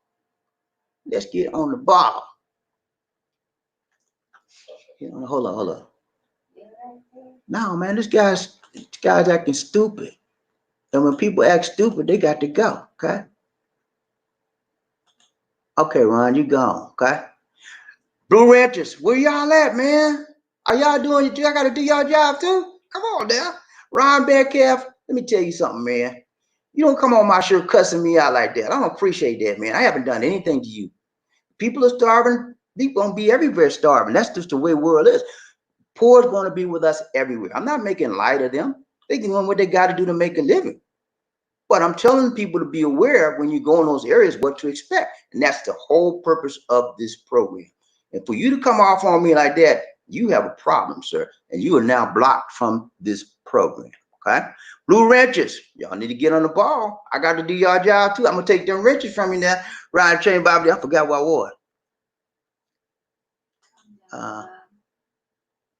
I got that one. Did I get that one? Got that one. Okay, this is what my wife's family lives not too far from the mall. Okay. Terry Fleming, all's good, Perry Mason. I got that too. Murphy, Terry Fleming, doing great. Don't forget the tuba. Okay. Enos Decent. What's up, Enos? Lisa D. Come on over, please. Need you over. What are you doing over there? Lisa D. What are you doing? What are you doing? Do your job. I'm asking you what you're doing. You need to be over here. Ryan Train, Bobby Lisa D. What's up, Enos? Decent? She said, hello, folks. Hello, Enos. Good to see you. Good to see you. Good to see ya. Terry Fleming, what's up, Terry? He said, Murphy. Lavender Murphy. Terry Fleming said, hello, Enos. Murphy Hayes said, hi, Enos. I see. Everybody's greeting each other. David G. He said, Murphy Hayes, my wife's family lives not too far from KC. Okay. This, I think did I put that in twice? Michael Coffey, at least Dean Bobby says, Manila is too overpopulated. It's too many people. Pollution is also very bad there. They have smog there also. Yeah, that's the one thing I don't like about Manila. There's a lot of smog and pollution, man. Every time I go there, I can stay there for a few days. After 2 or 3 days, I got to get out of there, man. And that pollution just gets to me, man. I start sneezing and coughing and everything up. Frederick Mason, what's up, Frederick? Talking to he said, hello, Ennis Decent. You should have got that guy, man. Ron, what you been doing for Frederick? You sleeping on a job? Perry Mason, you get ready to lose the case, Perry. Don't come on now. Y'all got to get my back. I don't understand. I got 5 Blue Rangers, 4 Blue Rangers. Ain't nobody got that guy. I had to go in there and get that guy, Lisa D. Ron Metcalf. They let the guy say anything. Oh man. I don't know what I got him. He out there now. He gone. He's blocked from this show. Good. Okay. I'm all right. Come on. I'm all right. I just don't like people coming off on me when I didn't do anything wrong. I didn't say anything wrong. Ryan Train, Bobby Lisi, One Nation under a glue. Who we got? Look it. Enos Decent. She said, Terry Fleming, Murphy, what's up? Talk to her people. What were you doing over there, HD? Good. Murphy Hayes. Read that. Good morning, Murphy. Davy, he's talking to Davy G. My friend lives in Malawi. Dali, uy. I'm trying to see what she was doing, y'all. She was on there doing on that phone, so I'm not see what she was doing. Ryan Trey, Bobby Lisa D. Enos Decent. He said, Lisa G laughing at Lisa D. I don't know what's wrong with Lisa D today, man. She supposed to be over here. She on the phone, but she had a business. We had a business call. We were waiting on that call, so she had to handle that. So I can find out when this show is over. I'll find what happened with that. But then they actually got through the call. She was supposed to come over here. She on the phone. Now I see what she was doing. She talking to somebody. Ryan Trey, Bobby Lisa D. Michael Coffee needs some coffee. He said, Lisa D, Bobby D, hello. Lots of people burn their own trash in the Manila. That also makes the air pollution bad for the people there. From Nurse Mike. Yeah. Nurse Mike, not only in Manila do they burn trash, they do it here in Cebu too. All over the Philippines, they do it. And that's very bad. We got a neighbor right in the back of us, man. And he's not, they have a law that you cannot burn trash in the city limits. But he burns it every day. And I want to take him down. I want to go down to the barangay on him. But Lisa said, if we do that, he'll try to get us back there doing something crazy. I said, he won't know who told him. But she said, nah, they'll find out. So we had to let it ride, man. Round train, Bobby D, Lisa D, One Nation under a groove. Enos Decent. She said, we heard that. Aloha. What's up, Enos? Now she back. She trying to act like she was here all along. Round train, Bobby D, Lisa D, Terry Fleming. He said, say Enos, when the time comes, I'll buy you guys a ring ball. Ring ball? What's that? I don't know what that is. Ryan Train, Bobby D, Lisa, One Nation under Groove. Enos Decent, Terry Fleming, laughing my butt off. All right, Ryan Train, Bobby D, Lisa D, David G. He's Murphy. Not sure what that is. I don't know where it is or what it is. Ryan Train, Bobby D, Lisa D, One Nation under Groove. Enos Decent, say vid babies being bottle fed, drinking coffee. Bottle fed. They be drinking some of everything else. Hey, I saw this video, man. Y'all ain't gonna believe this. The little boy was 2 years old. 2 years old. Guess what he was doing? Smoking a cigarette. The little boy was 2 years old in India, smoking a cigarette, had on Pampers.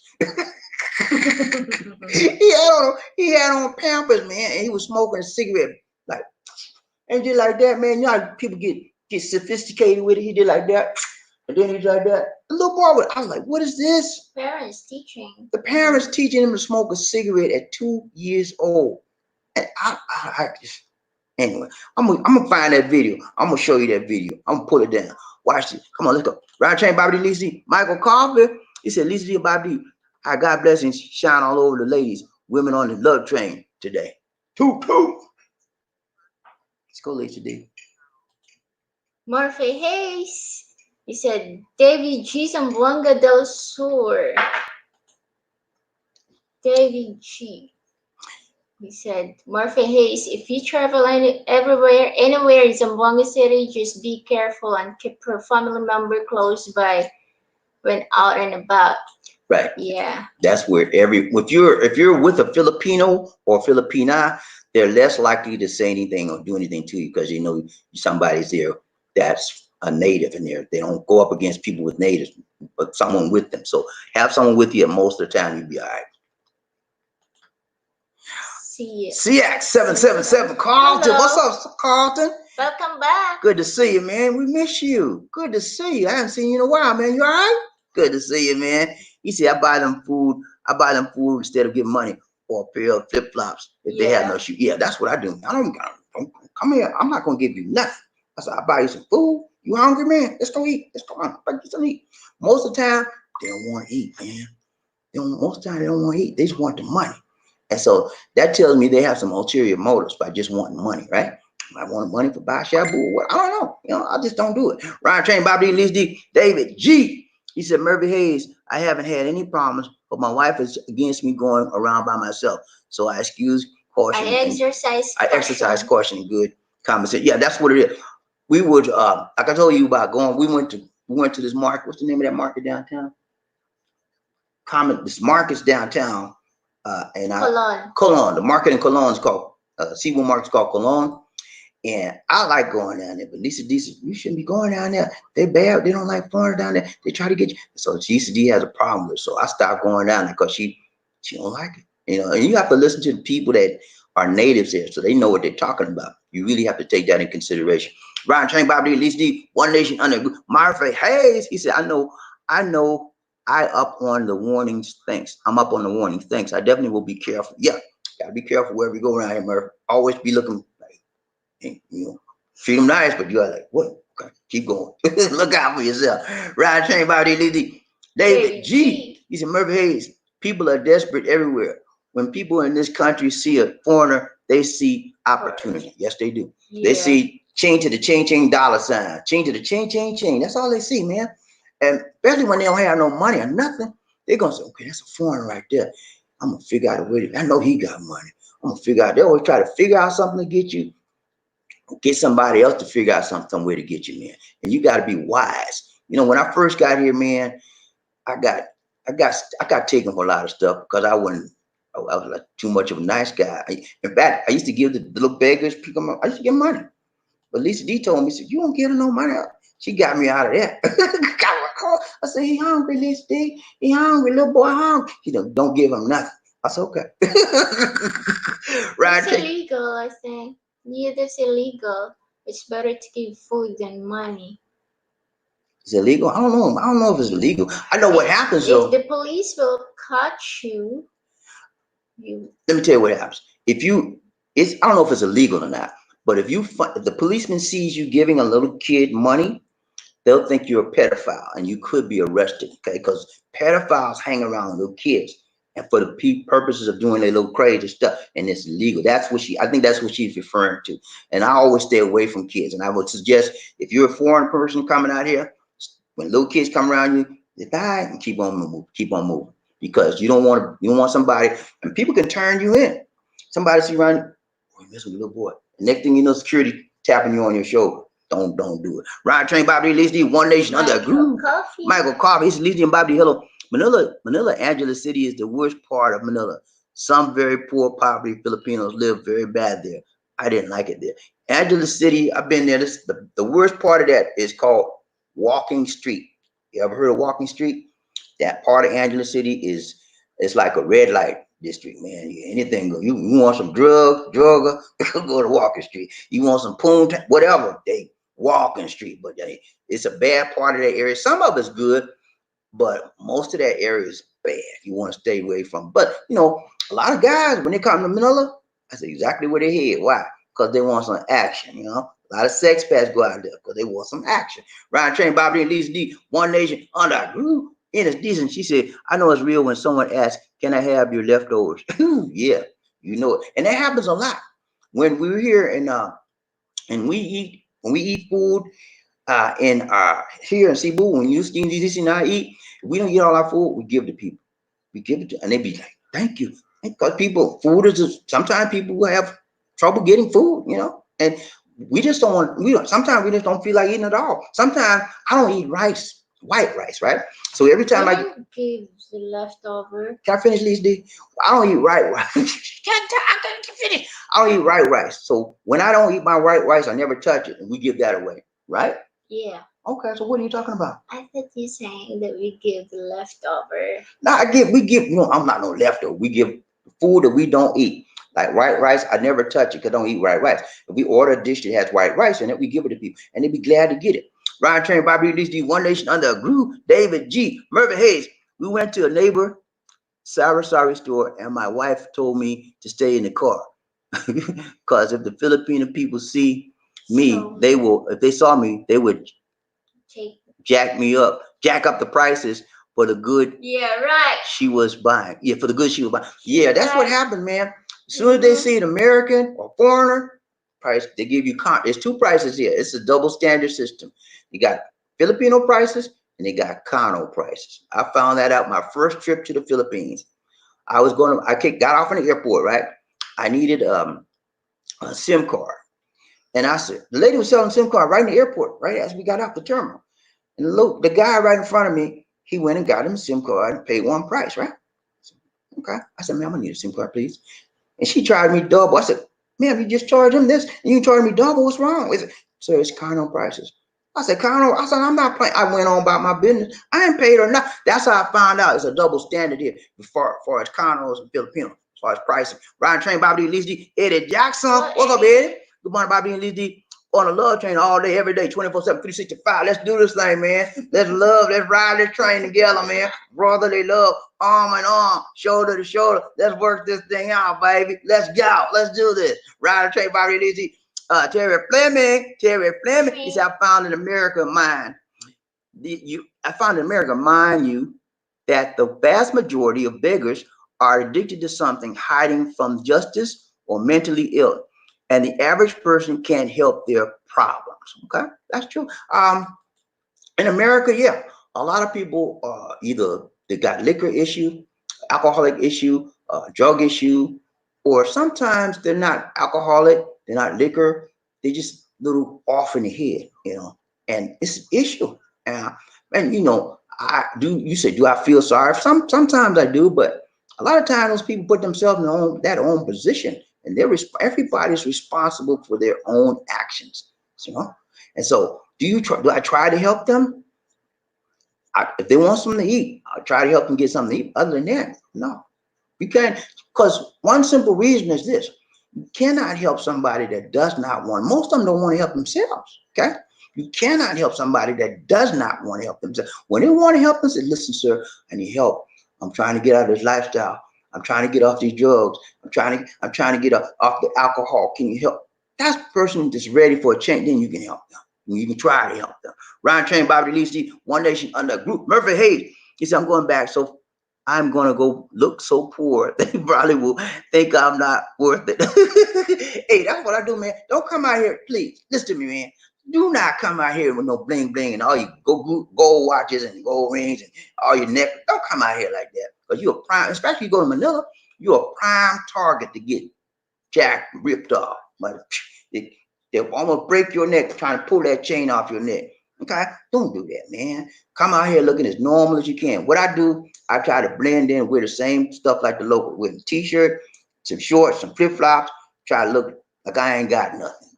Right, Trey, why do you need One Nation Under Group? It's decent. He's a Marys. Well, when I go overseas, I don't wear anything flashy. Look more local, no name. That's what I do. It is know what to do.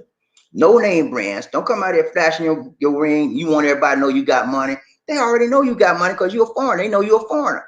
You ain't got to show off. A lot of people get offended. Also, a lot of Filipinos get offended because they say that foreign man, that Kano, he's flashing his jewelry, trying to show off in front of us.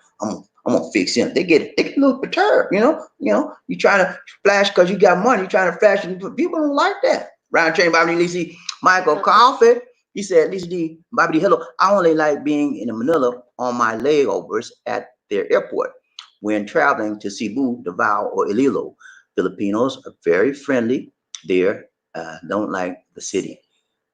Filipinos are friendly there, don't like the city. I try to avoid Manila. Like every time I travel back and forth, my first couple of years, I went to Manila, and that was a mistake. Because every time in that Manila airport, I always got approached by either some women of the night, ladies of the night, and want to, to do the thing, or I got approached somebody trying to hustle me off some money. And I said, no, I'm tired of this, man. Then I stopped going. When I booked my flights from that point forward, I try to get straight to Cebu rather than avoid Manila. And that was also during the time when they had this the bullet scam. Remember the bullet scam?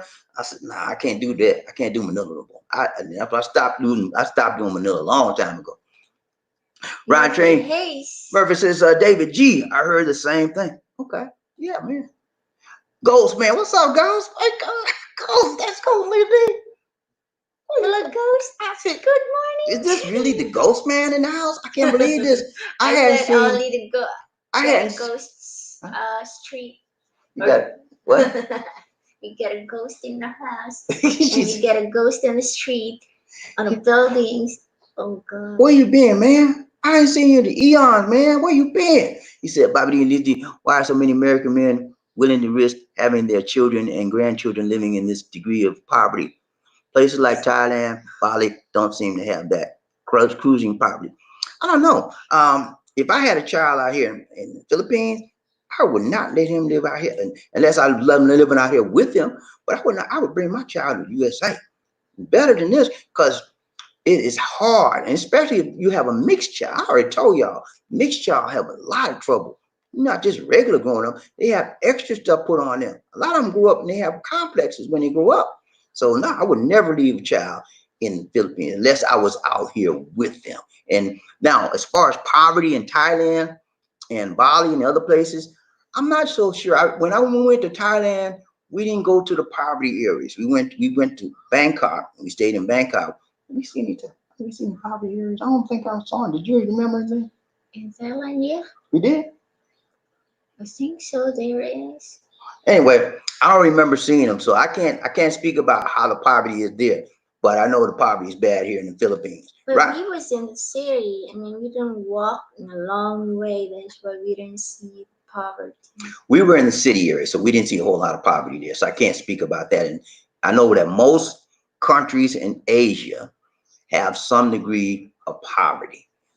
Whether it's to the degree of the Philippines or not, I don't know. Ryan Train, Bobby Lee Steve, One Nation Under Groove, Terry Edwards. Awards. He said, Bobby D, what's up? Hey, man, we doing good, Terry. Good to see you. Good to see you. Good to see ya. Wouldn't want to be now. I'm just playing, man. What's up, Terry? Ryan Train, Bobby D, Eddie Jackson, 30 watching. Let's get them likes up. Hey, man, thank you so much, Eddie. Yeah, let's get the likes up, man. Eddie, where were you, man? I think he came from the Facebook. If the guy came from the Facebook, they can't see. No, he them. wasn't from Facebook. That was a YouTube guy. Ronald Metcalf. Are you sure? Go back and see. Because I can't see it. No, I blocked him. So that's where he's out now. If he came from the Facebook, nobody can see it except you. But I don't think he came from Facebook. I don't know. I'll go back and look at it. Riding the train, Bobby Lee, the One Nation under Ennis. Decent. What's up, Ennis? He said, Ghost, the mentality, the men are allowed to act that way. Okay. It's the mentality that the men are allowed to act that way. Yeah, it's a mindset thing, and that has to be changed, man. And it takes time, Can't change it overnight. Ryan Train, Bobby Lizzie, Murphy, hey, he's in his short shirt and thongs like the locals. You what you trying to say, Murphy? You want to see her in some thongs? He trying to say I want to see Ennis in some thongs. Lisa D wear thongs for me. She don't wear it outside, but she in this house. She don't want me to say that. She wear thongs inside the house for me. Yeah, you put on a good show, right, Jay? You know what he did? He bought a thong, and then I bought a thong. What you talking about? you bought it. Washed your head. I bought a thong. I ain't buying for me, y'all. I bought a thong for her. She wear it for me every now and then when she feel like being spicy. She want to spice it up. She put that thong on. I said, "Oh, okay, let's go." Right there. You just said Shabu, yeah, Shabu, baby. Right, right. Check Bobby Lizzie. Michael Colvin. He said, Lizzie D, Bobby D. Hello, thanks for the good info. Keeping it tight and right. Rolling down the tracks. Facts. Rolling down the facts on the tracks. Nurse Mike. Thank you so much, Nurse Mike. Appreciate you, man. Nurse Mike. Josie. Hello. Good to see you. Good to see you. Good to see you. It's a perfect. He said, most of those people are originally from the provinces. They went to the city to look for a living. Or maybe trying their luck in the city.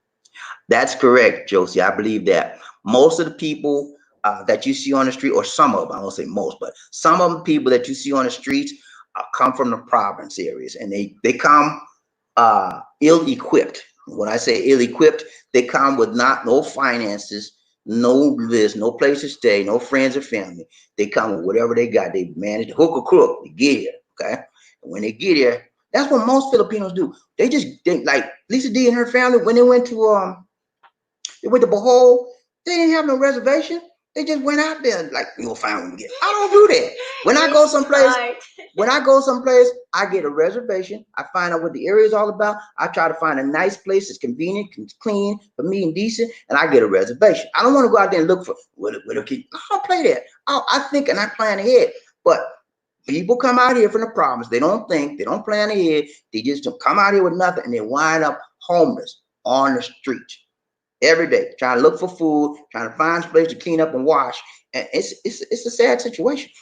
Ryan Train, Bobby Lee Steve, One Nation Under, Enos Decent, Murphy Hayes, she's laughing.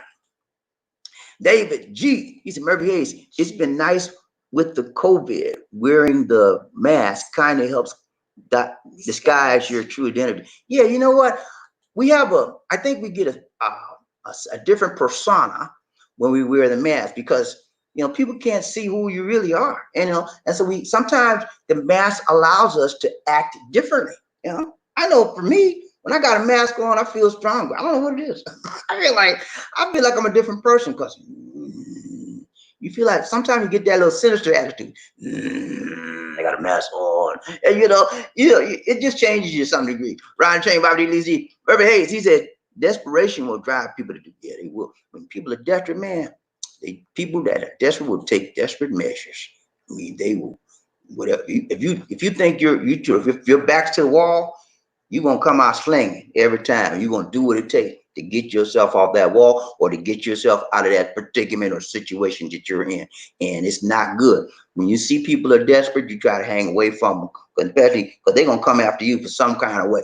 Some kind of way, they're gonna come and get what they want from you. And it's not right. Ryan Train, Bobby Lee D, One Nation Under. Ian is decent. He's a Murphy Hayes, exactly. PGM 2007.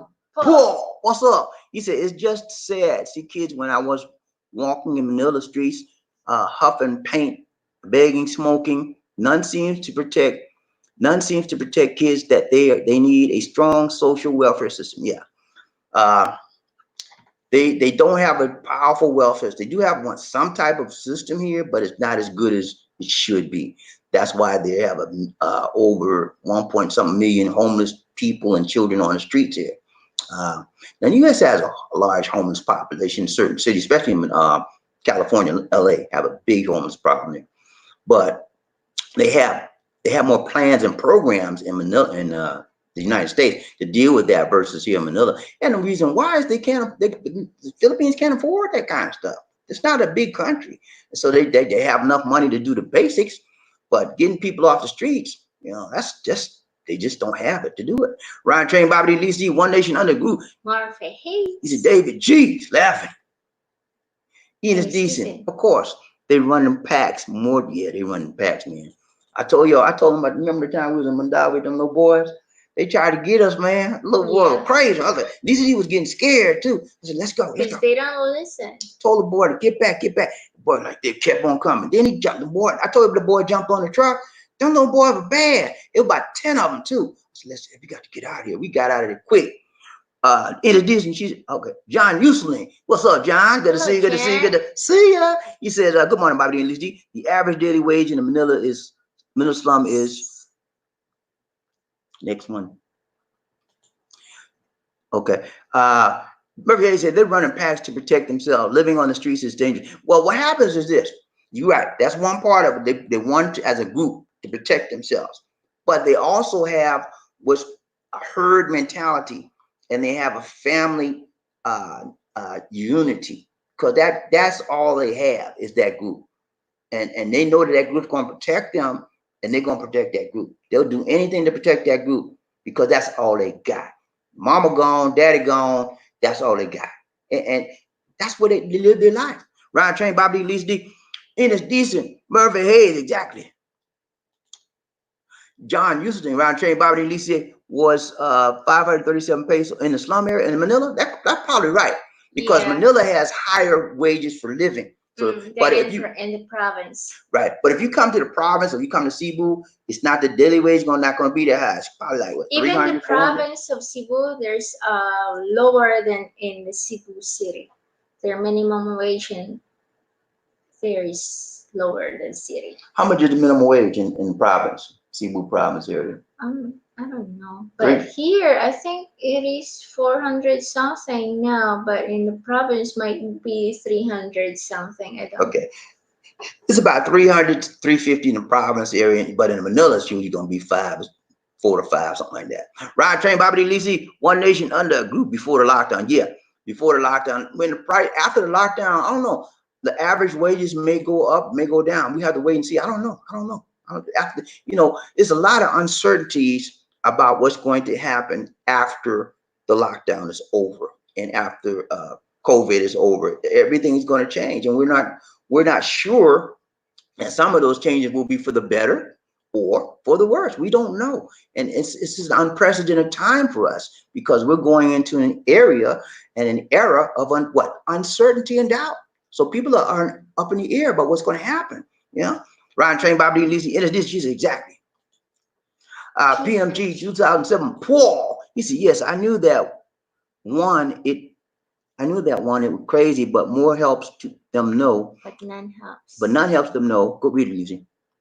But none helps them know government help, no SNAP food stamps, so they get desperate to the risk of get sad, what can they do? They have to eat. Yeah, you talking about like in the USA they get SNAP food stamps, right? They don't have that here. No food stamps in the Philippines. They don't get up and go to work. They can't buy no food. They don't eat. That's it. They can't pay their rent. It's on them. They don't have a lot of social welfare programs like we do in the United States. They do not have it. Oh, speaking about social welfare, I forgot one thing. I'm gonna show y'all this real quick. Okay, I'll be right back with you. But I forgot to show y'all this about SSI. We're gonna talk to you. I did a thing on SSI. Pull that up. Go right there. Hit that right there. Okay, we talked about SSI with Markel on the first. Markel did a thing about SSI, and I wanted to bring this to you. SSI is the Supplemental Security Income. What is it? SSS stands for Supplemental Security Income. Social Security Administration administers this program. We pay monthly benefits to people with limited income and resources who are disabled, blind, or age 65 or older. Blind or disabled children may also get SSI. What is SSI? Supplemental Security Income. It is not Social Security income, but it's Supplemental Security Income if you have a disability and if you're age 65 or you have a disability such as you're blind or disabled. That's what SSI is all about. Now, SSI is different from Social Security benefits. And I'll talk to you about a little bit more about the Social Security benefits tomorrow. Many people who are eligible for SSI may also be entitled to Social Security benefits. In fact, the application for SSI is also an application for Social Security benefits. However, SSI and Social Security benefits are different. Okay.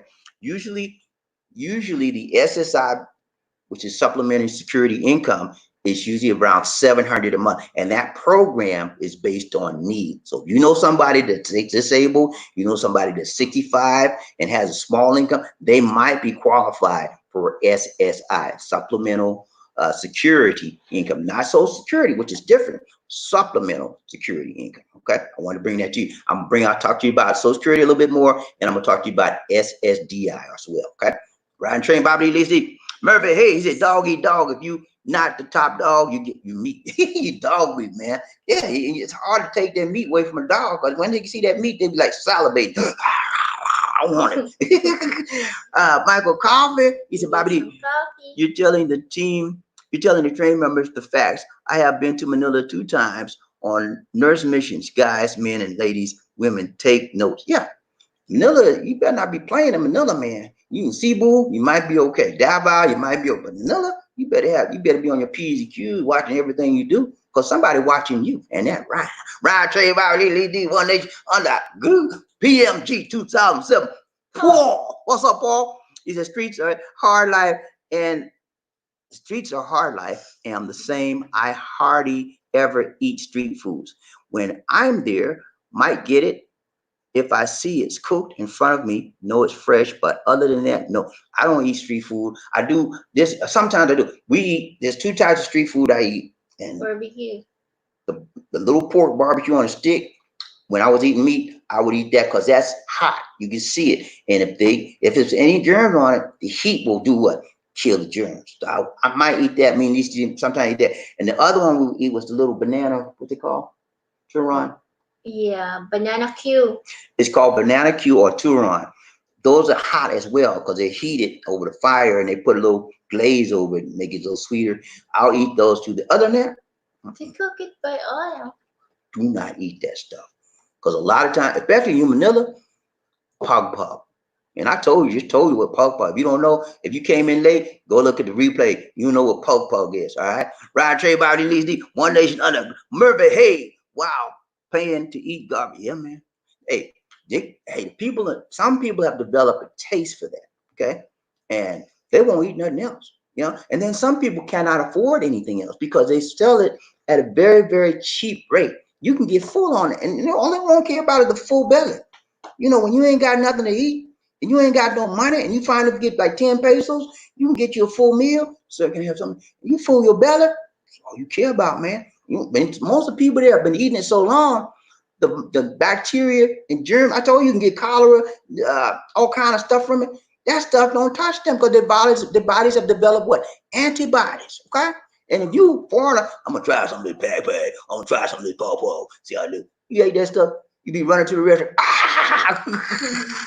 Because your system is not used to it. Okay. And then there's no toilet paper. You had to go there, Lisa. You did not have to go there. You hear what she said? There's no toilet paper when you run to the restaurant. Just call Carlton back. He said,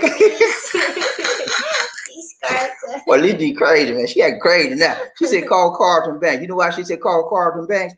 Because he works for Kimberly Clark, the toilet paper place. Right, Trey, Bobby, these one day, she said, it's just a fact of life there. It's a hustle and can't judge. Yeah, you're right. It's a hustle, man. People got to do what they got to do to make a living and stay alive. And no, we can't judge them. Like I told you at the beginning, I don't want nobody judging me. Man, and I was telling you stuff. And that guy, that troll we had named Ron, I wasn't judging the people. I told y'all from the beginning. I said, the people have to do what they have to do to make a living. And I can't judge them. Remember I told y'all, I said, I can't judge them because this is their way of life. This is their culture. I said, I might not like it, but if that's their thing, that's their thing. They do what they got to do. And I don't judge them. That's what they do. That's what they do. We are different. In America, I wouldn't do that. And I'm American, I wouldn't do it. But that's me. I wasn't raised in this culture. I'm not accustomed to that, eating that, and so it's not for me. But if it's for them, let them do it and don't judge them. Ryan Train, Bobby Listy, One Nation Under. L Ghost, what's up, man? He said, if you're eating pug, you better be up on your probiotics and gut flora. Yeah, man. You got to have all that stuff to help. The probiotics will clean that germs, the bacteria that you get from the pug Just get a out. tuba. Tuba will burn your insides out too. Ryan Train, Bobby Listy, One Nation with the group. Just add some prune juice. You will go to Michael Coffin. clean you up. He said, "My buntag, abono gabi. It's my buntag here. Ikamusta. Waiting on your guapo smile. Don't be hiding. God bless you." Like, you talking to you, Lisa D. Okay, thank you, Michael. Coffee. I need some coffee. Murphy Hayes. He said their bodies are so full of germs that their immune system accepts it. Yeah, that's what it is, man. They get used to They it. just accustomed to it, and their body say, "Okay, more germs. Okay, come on in." You know, but with us, our body said germs. I didn't want to get it out. We got to run to the restroom. SML saw that on IG. Saw that on IG. Saw what on IG?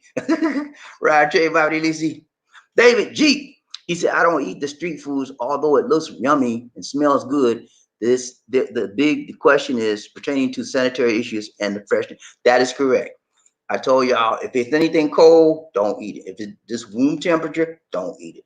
If it's hot, you can see them cook it on the heat, you might be all right. All right, you might. I say might, because a lot of times you don't see them have no gloves and they'll wrap stuff up and their hands nasty. They just come out the restroom. And a lot of the guys in the Philippines, I'm not trying to be xenophobic, but a lot of the guys in the Philippines, I've been in the restroom plenty of times, guys, going to the restroom, they don't wash their hands, okay? They don't wash their hands. And that's why one reason why this COVID is going around. Do you go in the restroom, do their number, and don't watch them? I'll be like, I want to say something to them so bad. I said, man, wash your hands. They don't wash it. And that's why a lot of times you go out there, these street people, no gloves. Here you go, sir. I'll be like, on the house. We're going to play that game. Ride, train, Bobby, release the PMG 2007. Paul. He said, we can't judge anyone, not just them. They hate to do what they have to do to survive. They have to do what they have to do to survive. As you said, they're not a place where they can have fish or grow, hunt their own food. That is why they sadly have to. Yeah, they got to do what they got to do, man. We're not trying to bash these people. I'm not. I'm just bringing it to you so those of you that don't know what's happening out there will see that side, and you can understand and be prepared for when you do go out there, you'll know what to expect. That's the whole purpose of this program, to show you the good, the bad, and I give you a full spectrum, full scope, so you can say, oh, Bobby, he just showing all the good. I show you everything, man. I don't hold nothing back. And that's what a lot of the vloggers, they don't show you stuff like this, because they always want to paint that rosy picture. Everything's clean, everything's beautiful. Now, everything's not clean. Everything's not beautiful. And that's not only in the Philippines. Every place you go, man. USA. You know how much poverty is out there in the USA? You know how many homeless people that we have in the big cities in the USA? A lot. Ryan Train Bobby released the one nation in his decent. There a video of the same guy. He slapped a watermelon to pieces. Oh, she talking about that big slap. You didn't see the video, Lizzie? I'm gonna show you the video again. Watch this. Hold on. You talk about the guy. I showed him a funny video about the guy doing the slap. Oh, hold on, I'm find real quick. Right here. Okay, watch it. Watch this video. Oh, I'm showing it. Wait, this right here. Yeah, this not it. This is it. Introducing entertainment. Ah, man, give me a second, y'all. Okay, this is right here. I got it. Right. Не ляжешь. Давай. О, сука! Барабанная дробь. Это был вызов, ёбаный рот. Ты жив? Точно? Ебать! Несется? Скоро! Язык на месте. Все на месте. Блядь, глаз. He almost slapped his head off his shoulder. That was funny. Anyway, that's what you're talking about. Let's go back, Lisa. So you saw a man, the same man did a watermelon? I didn't know that. That guy's strong. Who went fool with him? David G. He said, All I see, I saw one in the Facebook that the lady got a big titties and then using her titties chopping the watermelon. Smart. yo, Steve, what are you talking about? That's what I saw. I don't know what to say after that. He said, a lady used it. Ooh, Ryan Train, Bobby Lee, David G. He said, after the quarantine, my wife and I plan to buy 1,000 pounds of rice and sardines and deliver to households in her province, broken down in separate bags. Hopefully, it will help those that don't have. That's a good thing to do. Very good gesture. And it shows that you have a tremendous amount of humanity in you to do something like that. That people certainly would appreciate it. I'm sure of that. Ryan Train, Bobby Lee, John Thomas. What's up, John? He said the Philippines is a country of contrast, from wealth to poverty within the city block. That's true. That's so very, very true. In any big city you go in, you go right down the block, you're gonna see some poverty areas. That's and here in Cebu, here in Manila, even in Atlanta, Georgia, where the big the dome is. Well, it used to be the Georgia Dome. They got it. Used to be the Georgia Dome. They tore it down. It's got another thing up there. Anyway, in those areas, there's always poverty close to it. I don't know why it is, but that's the way it is. Ryan Train, Bobby Lisi, PMG 2007. Poor. He said, David G, that sounds wonderful. God will bless you for that. They need more people like you who can do things like that. Yeah. It's a good thing, man. Or anytime you help somebody and they don't even ask you to help, you help them because you feel it in your heart. That's something God is putting on your heart to do. And that's special, and God will bless you for that. Brian Train, Bobby Lee, one day Sean the group. Who we got? Look at Trent tonight. What's up, Trent? He said, you're right. Can't judge the situation. Kids are hungry, and I blame that on government system. Being so selfish for themselves, and it is the same in Africa. I don't think no kid should go to sleep hungry. No, I don't think so either. I think children need to have an opportunity to grow up to be a good citizen and should have the proper food, the proper housing, clothes, education, and a good family. That every kid deserves at least that. No, they didn't have to come in this world. We brought them here. And if we brought them here, we need to take care of them. Okay. And those of you that are deadbeat dads out there, yeah, you deadbeat dad and wonder you don't pay your child support. Y'all be ashamed of yourself. Go on, take care of your child, man. Your child didn't have to get here. You did that thing. You and that woman did it. So take care of your child. Do your part. Ryan Train, Bobby and Lizzie. Remember, hey, it's David G. That great, you will be blessed. Yeah, man, you'll be blessed, definitely. David G. He's a John Thomas. It's a country of you have or you haven't. Hey, there you go, man. Haves or the have-nots. That's what I always say. This says it's an upper class, a middle class, and a lower class. You know what? Throw that out the window. It's the haves and the have-nots. If you God bless the child that has his own. Mama may have, Papa may have, but God, y'all remember that song? Mama may have, Papa may have, but God bless the child that's got his own. You remember the have-nots, you ain't got nothing. You in trouble. But you remember the have, you gonna be all right. Don't be, God's sake, don't be on the have-not side. Ryan Train, Bobby D, Lisa D, One Nation, under Ghost Man. He said, John Thomas, I watch many of these Philippine channels and I don't see any wealth. Seriously. Philippine channels, you mean the videos or you mean station? But Station. Okay, let me put it to you like this. There is wealth in this country. There's a lot of wealth in this country. It was only by a certain percentage, the largest wealth is held by a certain few amount of people. That's where it's at in this country. The majority of people are on the bottom and in the middle. But there's more people on the bottom than in the middle, and especially at the top, very little. But the people at the top control most of the wealth in this country. Ryan Train, Bobby and Lisa D, One Nation under Groove. David G. He said PM 2000, Paul. Thank you. Terry Fleming, Ryan Train, Bobby D, Lisa D. He says they are poor in every country, and the government sweep poverty under the proverbial rug, and nations change, nothing will. Yeah, that's what I told you. Even the Bible says the poor will be with you what? Always. Gonna be there, man. And poor is a mentality, it's a mindset. You have to break that mindset to get out of your poor state of mind. If you never break that mentality, that mindset, you're gonna be in that state until your time is over. You have to stop thinking poor and when you start thinking rich and start thinking abundance, that's when you have a breakthrough in your life. That's what happened to me. I used to think, man, I used to have a piece. When I first started working, I had a piece of job. I said, man, I want more than this. I gotta do better than this. I want to be something. I want to do something. The next thing you know, I started getting jobs with big companies.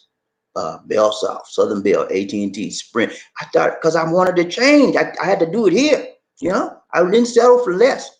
I wanted the best. Ryan Chain, Bobby D, Lisa D, Murphy Hayes, thank you. PMG 2007, Paul, he's a Trent 9. I agree 100% on that. I got you, man. I got you. Paul, he says, great show, Bobby D. Glad to ride this train. Thank you so much, Paul. Appreciate that, man. Yeah, you try to bring it, man. I mean, some people don't like how I bring it because the guy named Ron, man. I don't know what's wrong with Ron, man. I trying to talk to him, try to treat him nice. He kept on. I had to get rid of him. I blocked him.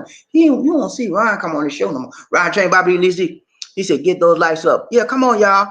Get the likes up, everybody. I need at least 30 plus likes. I like to get every show I do. I need to get at least 30 to 40 likes minimum. Okay. So if we ain't got 30 to 40 likes, y'all need to hit the like button, please. John Thomas, what's up? What's up? What's up? He said, hey, Ghost. I stayed in Pasay and spent a day in BGC. I saw some wealth in those areas, but other areas, not so much. If you want to know where the wealth is, Makati. And if you tell the Manila area, Makati. That's where the wealthy Filipinos live. They have the money. Most of them live in Makati. That's where most of the wealth is in the Philippines, in the Manila area, Luzon area. Ride Train, Bobby Lisa, in is decent. She said, as a woman, I paid one of my cousin's kids to go with me and daughter everywhere. That's a good thing. That's a very smart thing to do. Just to be safe. Yeah, just to be safe, because a lot of time, men, when they see a single woman by themselves, they would try to take advantage of them, you know. Sometimes they would try to, and then a lot of them want to steal that purse, you know. And women, when you go out, please just don't hang your purse like this. Don't do nothing. Just like inviting somebody to pull you and get that purse and pull your arm with them. Don't do that. You put your purse around your shoulder and act like you're carrying football. Hug it like that. Dear life, especially when you're in a crowd. Just like that. I don't think people think you crazy. Don't think what they want. You guarding your purse. Put Especially, your money on your bra.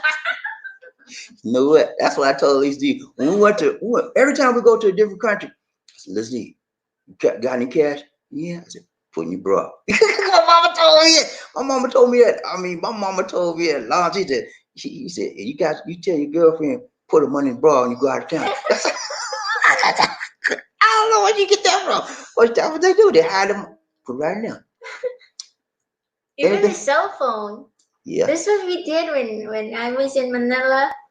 Because you know, before Yeah, because they snatch cell phones too. a lot Snatch of cell phone snatcher a in lot. Manila before, but now it's few. And if you go on a jeepney, if you guys ever been on a jeepney, you better be careful. Don't pull your phone out talking on the phone. Somebody want to, if you got American phone or want a nicer phone, they don't play a little 500 peso phone, you know, little phone that flip. They don't like that. They'll let that go. You pull out a nice looking phone. Hey man, next thing you know, they get out the train, they walk past this way, they snatch your phone and run. Get my phone. Yeah, gone there. Don't do that on the jeepney, y'all. Don't pull your phone out. And please don't, if you got a watch, if you're not a nice watch when you get on a jeepney, take it off before you get on jeepney, put it in your pocket. Don't show no flashing jewelry, nothing, because you might just be set up. Okay? You don't want that. Ride train, Bobby Lee, PMG 2007. Poor. He's a John Thomas. BGC is high area, nice area. Used to stay near there when I was in Manila. I was in Pasig, still begging. Beggars are everywhere, man. I don't care where you at, because the beggars go where the money's at, right? Right? You got money, they're gonna find out where you at, and they're gonna be like, sir, please, hungry, all kind of stuff. Ride train, Bobby Lizzie, KC. What's up, KC? He said, what if you wear holes in your cloths, looking like a hobo with a fake limp? What would that draw them off? If you look crazy and you're a foreigner, they're not gonna mess with you. You're right about that. If you act crazy, Filipinos do not like foreigners that act crazy. I'm a witness. Cause sometimes when I want to act a fool, I'd be like, well, they'd be like, they'd be trying to run away from me. Lisa be embarrassed. She said, stop, Bobby, stop. I said, I'm just trying to have some fun. They don't like the foreigners. They don't like loud talking foreigners, right? And they don't like a foreigner when they acting up. And I do it just on purpose sometimes. We go in the crowd and stuff, especially in the movie line and stuff. I be like, yeah, get up over there. This be like, stop. Because everybody be looking at us. You know, I be doing it for the crowd. I just do it for the fun. Ride train, Bobby Lizzie. Derek Horton, what's up, Derek? Yeah, man. What's up from the ATL? They're trying to kill us. Yeah, man, that governor, what's his name? Governor, whatever. Man, then you get him out of office. That governor crazy, man. He opened it up before the time, and they open up all that stuff, man, and people going crazy with it, man. I don't know what's wrong with that governor, man. He trying to follow like Crump. I said Crump. he trying to follow like Code 45, man. Yeah, I got my daughters there. I got my family there. I'm so glad I'm not there, but man, it's getting worse in Atlanta, man. Riding train, Bobby Lizzie, Big John. What's up, man? It's a PGM 2007. Poor. Poverty is a part of the Philippines culture. Yeah, they have a poverty. A lot of the people here, some of the people here have poverty mindset, poverty mentality. And when you have a poverty mindset and a poverty mentality, that allows you to be dependent. You have a mindset of what? Dependency. You don't have the initiative to get up and do nothing for yourself. You're always doing one of these. Sir, that's all your mind says you supposed to do is beg, ask for this. You got to do more than that in life. You got to break that cycle. Ryan Train, Bobby Lizzie, Jerry Fleming. Sorry to report that the leader of Nations of America is opening up the country to death. Stalker COVID-19 is going to run rampant here. I think it is going to get worse before it gets better. No doubt about it. And opening up the country too soon is going to increase the death count. No question about it. I think you're spot on. And it's a sad situation. We have a leadership issue in the United States. And I'm praying that God would touch the leader to think and lead in a good manner and not in an irresponsible manner. You have to lead by example, and you have to listen to the scientists, you have to listen to the physicians, you have to listen to the people that know what they're talking about instead of going with your gut feeling. Okay. And that's the issue we have in America. Bad leadership. Ryan Train, Bobby Lisi, One Nation Under, Tom BG PMG 2004. What's up, Paul? He said John Thomas. That's right, man. That's right, man. Gotta agree with him. Yeah, man.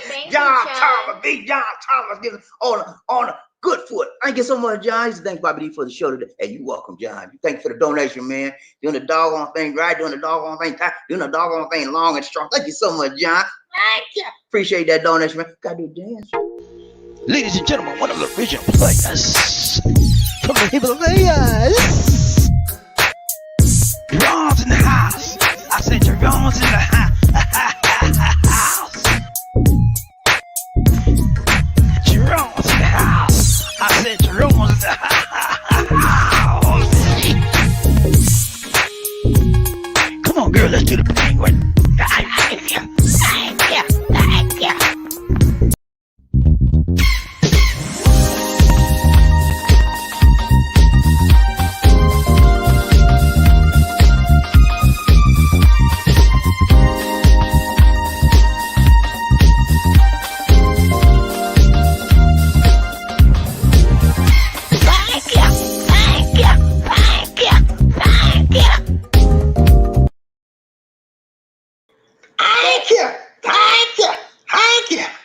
John. Thank you so much, Big John. Appreciate the donation.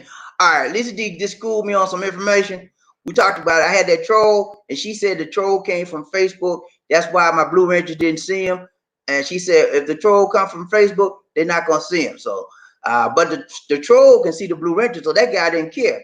He just did his thing. But I got rid of him. He won't speak. What's his name? Ron Metcalf. He won't be coming up on the show no more. I got him. I got Ron, man. Right, Trey, Bobby, Lisa, One Nation Under. Enos decent. What's up, Enos? He said contraceptive use has hardly increased in the Philippines over the past decade, which is part of, yes, that is very, very true. People don't use contraceptives out here that much. And the reason why? Who knows why? Guess why? Because they're Catholics. And Catholics do not believe, the Catholic Church, the Roman Catholic Church, do not believe in contraceptives. You're going to do the wild thing, they do the wild thing. They don't want no contraceptive because they want you having babies. You know? And the problem is, the Catholic Church preaches abstention, to abstain from sex.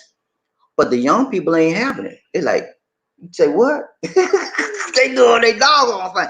But you know, that's what I'm telling you. There is a dichotomy. There's a dichotomy. The church says this, right? Catholic Church says no sex. No sex before marriage. And the young people say that might have been good. Let me finish. The young people say that might have been good for my mom and papa, but I ain't playing that game. And so that's where we are right now. The young people are not embracing the traditional teaching of the Catholic Church. But still, they say they're Catholics, but they're not embracing the teaching. So that's why the pregnancy rate is going way up here. Yeah, before marriage, teen getting pregnant all the time out here. Ron Chain, Bobby D. Lisi, he said, I can't afford to have a baby and kids after kid. Hey man, it costs money, man. It costs money to have children. I got 4 girls. Why you think I work 4 and 12 hours a day and all them jobs? I had to take care of kids, man. I had to raise them. And it was expensive. You know what I'm saying? A lot of time, man, I would work my butt off. And I wouldn't have nothing for me. I would have nothing. I would have money to get back and forth to work. That's it. I would have to make my lunch and take it to work. I couldn't even buy lunch. And all my money went to take care of my family, all my bills. You know, that's how I was. I was family man. I played there. I did it. Some men wouldn't do that. Some men like to lick style. They like to have the best ring, best shoes, best clothes, best. Me, I like. I don't need all of that. I take care of my family first. That's how I did. But you know. Sometimes I wish I had took care of me first now, but now it's my time. Now it's my time. Rob Chain, Bobby. Huh? Baby. What'd you say? What you got to say about Now that? it's your time to shine. It's your time to shine like a diamond. Shine bright like a diamond. Hey man, it's my time. I mean, I put my time in, man. So I don't care. And you guys that don't pay for your child, I keep telling you, you need to do your thing. Pay for your child. Okay? Your child need help. You get mad, you can be mad with your lady that had the child all you want. But the child ain't, you don't get mad with your child. Your child need help. Pay that lady. Get a child. If you don't want to pay her nothing, buy the children clothes and food and whatever they need. And tell the lady, say, anything you need, let me know. Help the child some kind of way. Ride, train, Bobby, Lizzie. PMG 2000. You said, I don't play, Bobby. If they beg for me, I don't give them any money. But if I can be glad to get them some food, I can. That's what I do. Hey, I don't play that big all day. I ain't getting no money. So you want something to eat, man? Come on. Let's go Jollibee. I get you And something. then if you give money and then after that a lot of people are coming into you also begging some money. Yeah, that's another thing. Once, if let's say it's like 3 or 4 kids, right? When you only see one of them, they ask you the money, right? Soon as you come out your pocket and get them one, the other 4 come around the corner. They want the same thing. So if you give one, you got to give all, and you might not want to give all of them. So you don't give none. Ryan Train Bobby Lizzie, Ian is decent. He said 2007 Paul, exactly. Hey. Lord Sonata, he said toot toot. A lot of us came out the ghetto. So what they doing in the squatter area should not be too new. Nah, we know that same thing. Same thing in a lot of ghetto areas is happening in squatter areas. Just a different culture and a different way it's happening. But the similarities are there. In the USA, there is a slum area there, and in the Philippines, there's a slum area. Just a different way of doing it. Ryan Train Bobby Least Deep. It is decent. She said, Lawson, it's not surprise. It's just different environment. Hey, see, same thing I said. Different environment. Overseas versus USA. There are not a lot of no aid or outreach in the ghetto area. Yeah, you're right. There's not a lot of outreach in the ghetto areas at all. Ryan Train Bobby Least and it's decent. No food stamps, no food bank, no Medicare. No food stamp, nothing out here. They don't have none of that stuff. No shelter. They have to sleep on the streets. I say, man, those those street kids are tough kids. You hear me? Because they don't have no childhood. They grow up like they act like they grown men. And you be 6 years old acting like you're a grown man, gonna get strung out on cocaine and shabu and all kinds. I'm telling you, man, seen it all out here. Ryan Train Bobby Lizzie and it's decent. She said it's like the elderly poor in Japan. No family, no nursing home, can't afford. So the elderly in Japan lately will shoplift, get arrested so they can have 3 meals. You know what? You're right on it, Ennis. I read about that. Yeah, that's what they do. I read about that. What she's saying is true. I read about that. They don't have nobody to take care of them. And they don't have food and stuff. So they shoplift to get arrested. It's to get in jail, to get food, 3 meals a day. And it's sad, man, that they got to do that. Japan should take better care of the elderly people. I don't know why. And that's a traditional country, but she is correct. I read about that. That's what's happening in Japan. The older people are doing things just to get locked up because one, they want to be socialized. Nobody see about them. Number 2, they don't have a lot of money. Can't buy no food. And I might well go out here and throw a brick in this window, get locked up. That's it. Okay, go get her. That's what they do. Ryan Train Bobby Lizzie, PMG 2007. Poor Philippines government has no aid to help the poor that I'm aware of. If they don't have money, they go hungry without their needs. Government should do more to help rehabilitate the poor children, especially. They do some of that, but very little. They just don't have it. They do much more than what they have now. What happens is the private sector. That's why a lot of people come from overseas here to do ministry work. They minister to the children that are in need, and they minister to families that are in need, and the street kids. That's why a lot of ministers come out here, and that's what happens to the state, the country. They just don't have the money to devote to that because. I don't think that's not, for some reason, that's not a big priority here, and that should be, but it's not. Ryan Train, Bobby Lisa D, One Nation, Under a Groove, PMG, the children. Yeah, man, children. Ryan Train, Bobby D, Terry Fleming, he said, let's stop picking on Lisa D. Let's give her the magic word of peace. But don't look at the word in the mirror. Tuba. I got you, man. I got you. I got you, Terry. You look at the word in the mirror. It's Tuba. She went outside. She didn't hear that one. I got you, man. I hear you. I hear you. Lord Sonata around train poverty, leads one nation on the group. He said, it is decent. You're absolutely correct. The cycle of poverty has to be broken. Yeah, it's a generational curse. It's a spiritual curse. It's a financial curse. It's a poverty curse. And those things have to be broken. And it's hard, man. Because your mama was like that, your daddy, your great grandma, and it's down the line, but somebody somewhere down that line got to break that thing. You know, you got to break it. And if you don't, it's going to continue. Round train, Bobby leaves the Lord Sonata, it is this Lord Sonata East said, easily said, more easily said than done, unfortunately. Yeah, it's more easily said than done because it's a very hard thing to break a poverty mentality.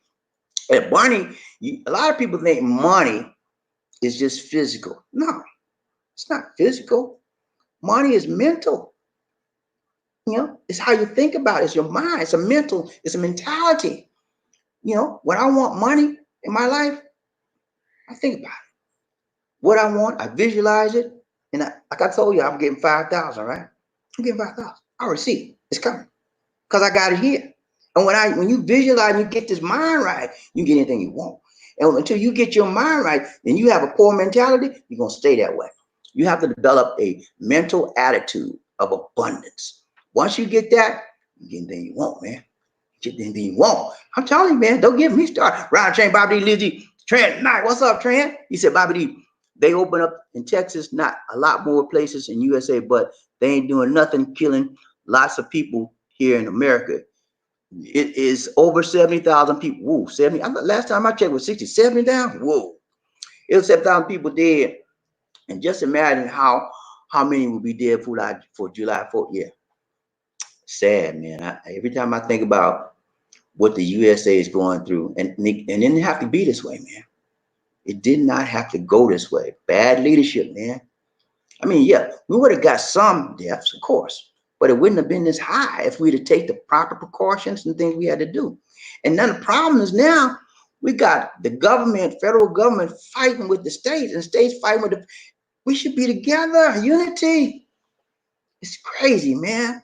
I can't. And sometimes I think I'm better off here in the Philippines than in the States right now because the States, they're talking about a second wave coming next fall.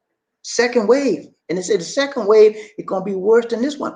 And then I checked this morning, read an article where the genotype of the COVID virus has changed, has mutated. It is much more stronger than the previous one. It's hard to get rid of, you know? So it's going to be bad, man. And I'm praying that it gets better, you know, but it's going to take some time.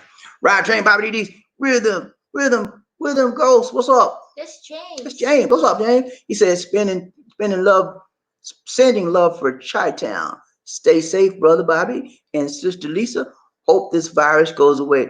I want to meet you guys for lunch again. See you ASAP. Yeah, man. We had a great time with James and his fiance, man. Good time. He's a good guy. He's in Chi-Town, man. He's an actor. Yeah, he's an actor. He's a multi-talented person. He's an actor, right? Number one. He's a model. Number two. He's a fireman. He works for the city. Number three. And then he's an entrepreneur. He has a business as well. If you guys are interested in getting a job online, talk to Rhythm James. He got an online business. He teaches English to students. And that's one thing. If you want to come to the Philippines, you can work online. And you can work in his company. That's what he does. He has a business. He teaches English. It's a second language to Asian people and people all over the world that want to use it. And he touches it online. So that's one guy you might want to get and reach out to. Also, I want to talk to you about Ennis. Ennis has an eBay business. Ennis Decent, you know our Ennis, one of our angels. She got an eBay business. Y'all check out what Ennis and say, listen here, Ennis, what are you selling? Can I help you out? I can buy something from her to help her out. Ride train, Bobby Lizzie, one day. He's gonna help you out. Ride train, Bobby Lizzie, PMG 2007. Whoa, what's up, Paul? He said Manila is high. Manila is height. There's height there. High, I think. Manila is height there, especially Hugh end areas like high. I think it's in high end areas like BGC. I will not stay in Manila when I go there. I go to Cebu where it's better. Hey, I love Cebu, man. I've been in Manila. I don't deal with that Manila thing. It's too costly, number one. Number two, the pollution is very, very bad there. Versus Manila, Cebu has some pollution too, but nothing like Manila. I can live here, okay? I can't breathe that air out there. Bad. And the people in Manila and the Luzon area, I have found that they are not as pleasant as the people here in the Visayas. Now, I've lived both places, so I can tell you, I prefer here, Cebu, versus Manila at any time. Now, one place I do want to go to, though, I said I wouldn't go there, but I want to go. I want to go to the Davao. When it opens back up, me and Lisa D gonna take a trip to Davao.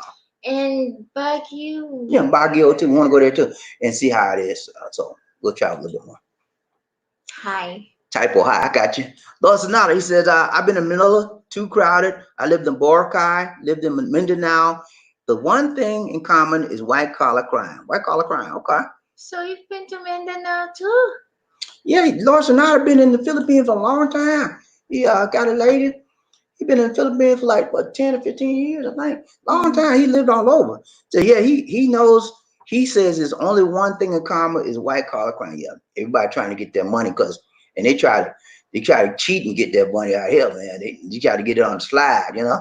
But money is the thing out here that makes this country go.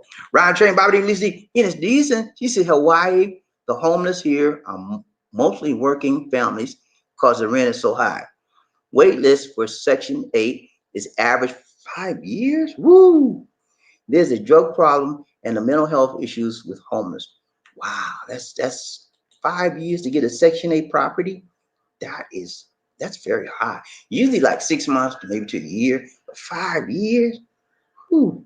That means that there must be a huge poverty area down there, or the income must be low. But you know, I've always heard, like, and it said the cost of living in Hawaii is very, very high.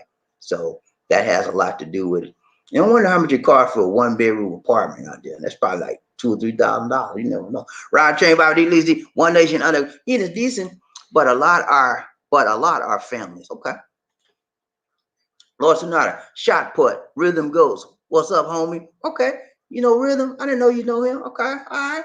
Ride train by Lizzie, Terry Fleming. Where the Blue Ranges Metcalf is showing off. Okay, Terry got him. Terry noticed him. So then your theory is wrong, Lisa D. If Terry Fleming saw the Ryan Metcalf, then When you showed the no, Terry. If you saw the Ron Metcalf, then the other people, the Blue Rangers, should have saw him too. Maybe I didn't have any Blue Rangers available when Ron Metcalf. there is. Okay, let me say it. For those of you that know or don't know, many of you came in late, we had a troll on this morning. Okay, we had a troll. And I was like, where the Blue Ranch at? They should have got him.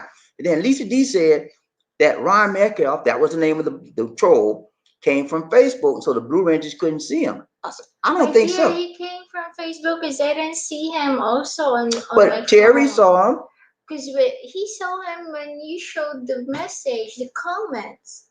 Okay, whatever, man. All right, wait a minute, but we got him, man. I kicked him off the show, and he won't see Ron anymore. And that Ryan, I kicked him off the show. You won't see him anymore. That's right, Ryan J. Bobby Lizzie, One Nation Under. Mr. Khan, what's up? He said, what's up, boss? Hey, man, we doing good, boss, man. Everybody doing good, man. How you doing, man? You all right? All right. Good to see you, Mr. Khan. Ride a train, Bobby Lizzie, One Nation Under. And it's decent. She said, Ron, you haven't been on the entire show. That's not what it's about. Hey, see, they were talking to Ron. She saw him too, Lisa D. They saw him. You said Lisa D said nobody saw him. I know people had to see him because I saw him. Enos saw him and Terry saw him. So Blue Rangers, maybe the Blue Rangers. No, I didn't have any Blue Rangers on duty at the time, but they should have got. I got him though. When you started talking I was trying to give him a chance. First time he said 2 comments, and the second comment he tried to get smart with me. Trying to curse me. I said, okay, you got to go. I kicked him right off. Ride chain, Bobby, at least the One Nation Under. PMG 2007 Paul. He said, right here, I get him if I see him clean that mess up when we're Ron. Okay. So he got him. He said, Ron, need a tissue. See, don't get them, man. He just got him. And she not a Blue Ranch. You get them. Go Enos. Yeah, he need attention. Come on, that's crazy talk. Ride train, Bobby Lee Lizzie, BMG 2004. He said, let me see Ron. I get him crazy. Never seen him. So he didn't see him. That's why he couldn't get him. Ride train, Bobby Lee Lizzie, Ennis. He's Fred, you're not doing your job. What I tell you, man, Blue Ridge was sleeping. I was sleeping, man. Oh, I said, where the Blue Ridge? Where the Blue Ridge? Ennis says, Fred, you're not doing your job. Murphy Hayes, he said, I'm sorry, Bobby. Don't know how he got by. I don't know what happened, man. I was like, where the Blue Ridge is at? Brian German, and she talked trash to me. First comment, it was sort of iffy. But the second comment, the guy started cussing me. I was like, what the? I got him off with him. It's okay, man. This happens sometime. Ride train, Bobby Lee, PMG 2007. Guys, help me out. Can't do it all. My own blue wrench need my backup. And the blue wrench need a backup. Y'all better back him up there. Ride train, Bobby Lee. NSD said blue wrenches, y'all fired. Every one of you fired. Every one of you. Very good job. Right there, Bobby Lizzie. SML, he said, I think the chat is scrolled down so you can't see the comments up high. Okay, that might have been. I don't know what it was, man. They let that one slide. I was like, I got to get this guy. In addition to the Paul, she's shaking his head, she laughing. In addition, Lisa, host your own show. You should host your show, Lisa. She gonna get there eventually. We keep talking to her. Ride train, Bobby Lisa, David G. He said, you're providing very good and useful content, Bobby. Keep up the good work. Mr. Metcalf's views are not the feelings of everyone. Yeah, thank you so much. I know he had issues, man. I don't know what was problem. He had some issues. He just lashed out at me. Everything he was saying, he was trying to say I was coming against the homeless people. I wasn't. At the outset of the program, I said I was not trying to bash anybody, but I was trying to show this full spectrum of life here in the Philippines, the good, bad, and the ugly. And I told them people have to do what they got to do to make a living. And I don't judge people, but I just show you the facts of what's going on. And he couldn't get that. He just like, you trying to blame it. You come make fun of it. I'm trying to make fun of nobody, man. Come on. Ride train, Bobby Lee, PMG 2007, Paul. He said, sorry, Bobby. We do our best. We did not see his chat comment. Okay, I got you. They didn't see his comment. So what you're saying is maybe correct, Lisa D, because he said he didn't see the comments. So some people saw the comments and then some didn't. So I don't know why, but that's what happened. Frederick says, I won't let that next one slide though. Okay, I got you, man. I got you. I think y'all, the Blue Rangers just got complacent, man, because we ever since I got the Blue Rangers, that was the first troll ever since the Blue Rangers, man. So they let that one slide. Ryan Train, Bobby D. Leasley, BMG 2004, Blue Rangers are on code red now, high level security. Yo, high level security alert. Whoop, whoop, whoop. Blue Rangers, okay. Terry Flynn said, Bobby D, BOL means big old laugh. Okay, big old laugh. Okay, I got you. Bobby D, SML says, gonna have to call a meeting with the Blue Rangers like Nino Brown in New York City. You're gonna be some problem like Nino Brown. Rod Trey, Bobby D. It's decent. Blue Rangers, let my butt off. I'm giving you a first warning. She give y'all first, that's your first warning. Next one, you give two more, you out. Rod Trey, Bobby D. Lord Sonata, he said, what's happening with ABS8? I told y'all, ABSCBN, I talked about this during the chat time. We had a chat time, when we started the show, we do a little chit chat. But those who came in late don't know. What's happening with ABSCBN? They got kicked off the air at 7:52 p.m. last night.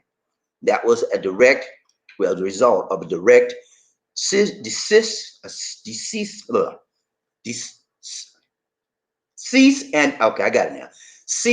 desist order from the NTC, National Telecommunications Corporation. That is the body that governs the telecommunications industries, which includes the television channel stations in this country. And the reason why they gave a cease and desist order was because the license of ABS-CBN has expired, okay? And as you know, ABS-CBN had a problem with President Duterte when he was running back in 2016 for the election. They did not they did not take one of his political ads. He gave them the money Said we're gonna run it. They didn't run the ad because they said, well, we didn't like what you was gonna say. But they kept the money, man. Why? They kept the money and didn't run the ad. That's a violation of their license and rules and regulations. They were in direct violation of the license and rules, but that's why they don't have the license right now. They eventually gave the money back. I think it was maybe a couple of months ago or last year. But Dirt said, I don't want the money now. That was my campaign fund. Just give it to charity. So they gave the money to charity. So right now, ABSCBN is off the air. That's the major channel station in the Philippines. And the legislature can overrule the NTC, but they have to meet. The legislation is not meeting yet. They will meet, and I think the next 2-3 after the ECQ is over, the extended is over. I think the legislation will come together and meet, and they'll probably override the NTC decision, because what happens is, even though ABSCBN does not have an active valid license, they are applying. They haven't applied. They're applying for another license. It's pending. So what the thought was that the NTC would allow ABC to broadcast with a pending license, and the NTC said, no, we're not doing that. We want you off the air. So that's where we are right now. I'm assuming that ABS-CBN will be back on the air after the legislature comes together and pass a law to give them their license and let them come on the air on a pending basis until the license has been approved. That's what I'm thinking. So, but they'll probably be off the air for maybe a month or so until the legislature gets back in session. Ryan Train, Bobby Lee, one day Sunday, PMG, something poor. He said, Lord Snyder, you have to go back to the story. Yeah, I just briefed them up. Sometimes I brief people, sometimes I tell them to go back. But Lord Snyder, my buddy, man, so I helped him out on that one. Ryan Train, Bobby Lee, Frederick Mason, he's an indecent. Now I believe you're drinking tuba and prune juice. Now he said, eat a drinking tuba juice and prune. All right. Indecent. Angeles City is known for prostitution. Yeah, it is. Angeles City is known for prostitution, drugs, and a whole lot of other miscellaneous crimes. So you guys that want to go to Angeles City, you have to be aware and alert, extra alert, because you are a target. As a foreigner, you have the word target on your back, okay? Everywhere you go, especially if you're African American, because our color stands out, okay? And you are target. So if you go to Angeles City, guess what? You got some eyes on you. And people are like, what do you think? You want to figure out a way to get this man, you know, some of that money you got. I know you got some money. You ain't down there for nothing. And people that go to Angeles City, they will go for mostly 2 reasons. Number one, SWEXX, sex. Number 2, droga. That's what they go for. Not everybody, but that's what it's known for. Okay. Ryan Train, Bobby Lizzie. It is decent. He said, Freddie Mason. Oh, I like cognac, a good aged one. Okay, she's a yak first. She like that yak stuff. She like that yak stuff, man. Ain't nothing wrong with it. Freddie Mason. He said, it is decent. I know you're drinking something. It is now Pepsi. You sure you ain't got a Coca-Cola? Hey, KC, what's up, man? He said, went to the restaurant with this Dominican chica. She looked at the menu and said, dang, gringo prices. Then she ordered. She means the prices were higher because you're a gringo. I mean, you're the foreigner in a foreign land, and you're going to pay out your pocket, buddy. That's what she did. Ryan Train, Bobby Lee, Freddie Mason, decent. Laughing his butt out. Yeah, man, I got you, man. John Thomas, big John Thomas. He said, Manila is good for one. For me. Manila is good for me, but I will also go to Boracay on my next trip to the Philippines. Okay, Boracay just got through with a rehabilitation. They renovated, and from what I'm hearing, I've never been there. But what all intents and purposes, people are saying it is gorgeous. It's pristine. It's back to its original beautiful self, and everybody's coming out there. So when the lockdown is over, I can imagine it's going to be crowded in Boracay. Right, Train Bobby Lisi, it is decent. She said, John Thomas, yep, me too. I want to go to Boracay. I want to go there too. Me and Lisa were going to go. We were going to go to, there's 2 places we wanted to go to. We probably going to go this year. Baguio, Boracay, and Davao. 3 places that we wanted to go this year in the USA. Can't go to none of them now. Maybe next year. I don't know. We have to wait and see. Ryan Train, Bobby, and Lisa D. It is decent. I need to send Lisa D some thongs. Hey, I bought her one. She only wear it on occasion. I had to beg her. I said, "Can you wear the thongs tonight, please? I'm tired. I'm tired of when she wear them granny drawers." I said, "Can you take them granny drawers? I need to see some thongs up in here." Ryan Train, Be Bobby. sure it fits. Ryan Train, Bobby, Lisa D. One day she not that glue. In addition, she said like a week worth for Elisa. She need a week worth of thong. Oh my gosh. Big John Thomas. He said, in addition, I need to head to the beach for part of my vacation. Hey, that'd be nice, man. It's always I'm a beach person, man. I like to go to beaches and just chill out and relax, man. Get in the water a little bit and then just relax. I seem like I'm more calmer when I see the ocean. Because I was raised in South Charleston, South Carolina, and that's called the city by the sea. We're right on the Atlantic Ocean. So I don't know what happens, but when I get to the ocean part, I'm like, man, I feel better, I'm relaxed, everything. It just makes me feel better. Ryan Train, Bobby and Lisa, One Nation Under group. It is decent. He said, John Thomas, I live in a vacation,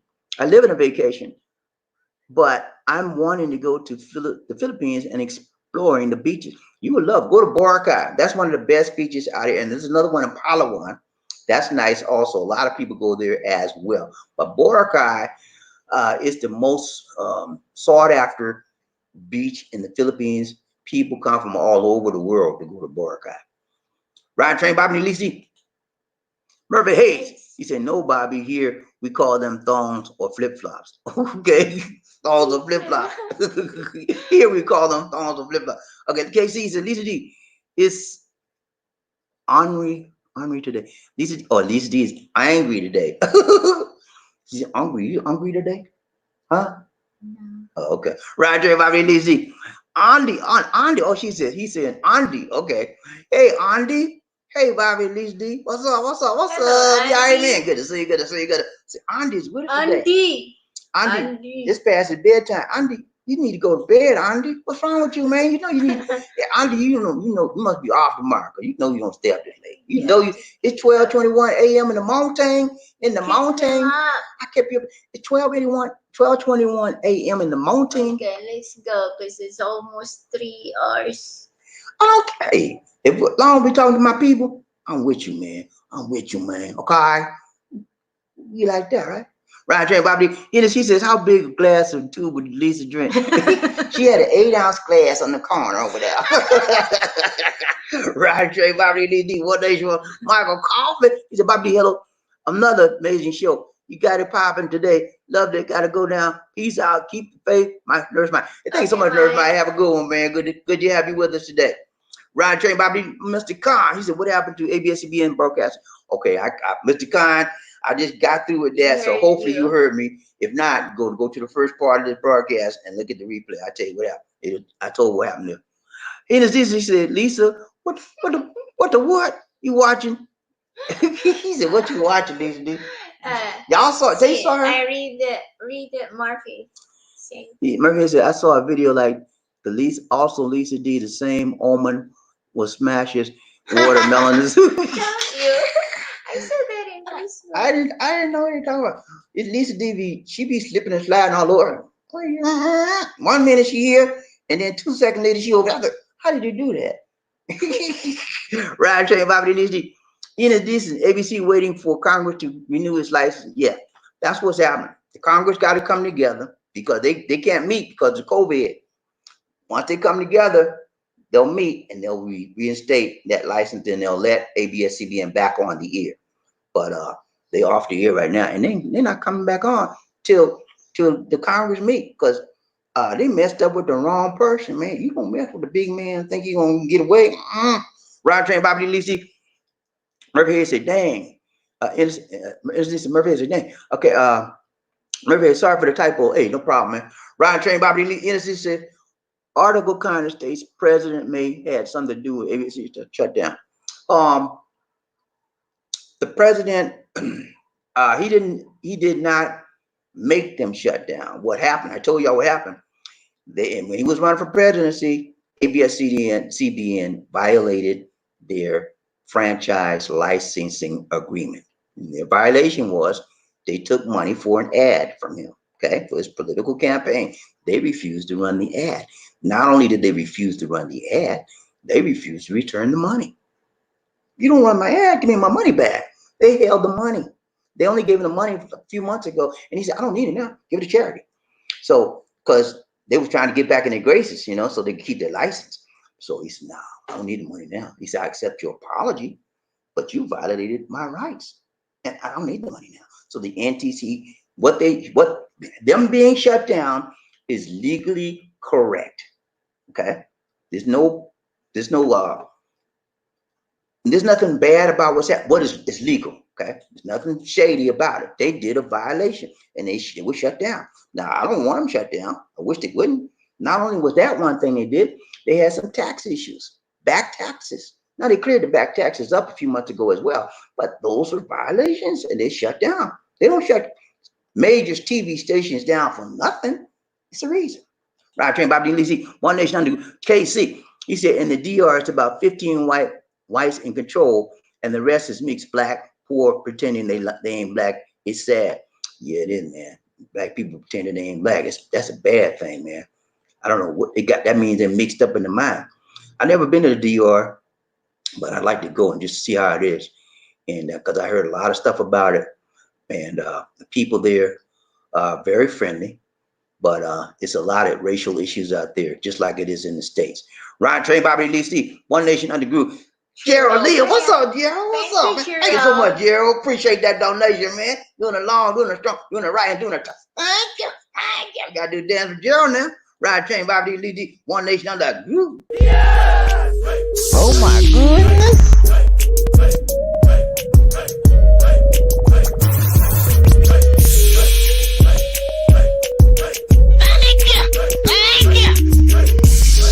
So what you trying to do? The hardest working man in the business.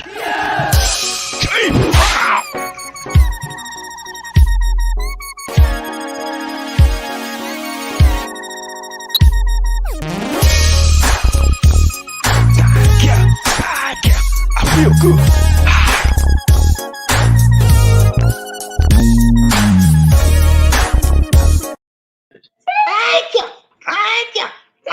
Thank you so much, Gerald. Appreciate the donation, man.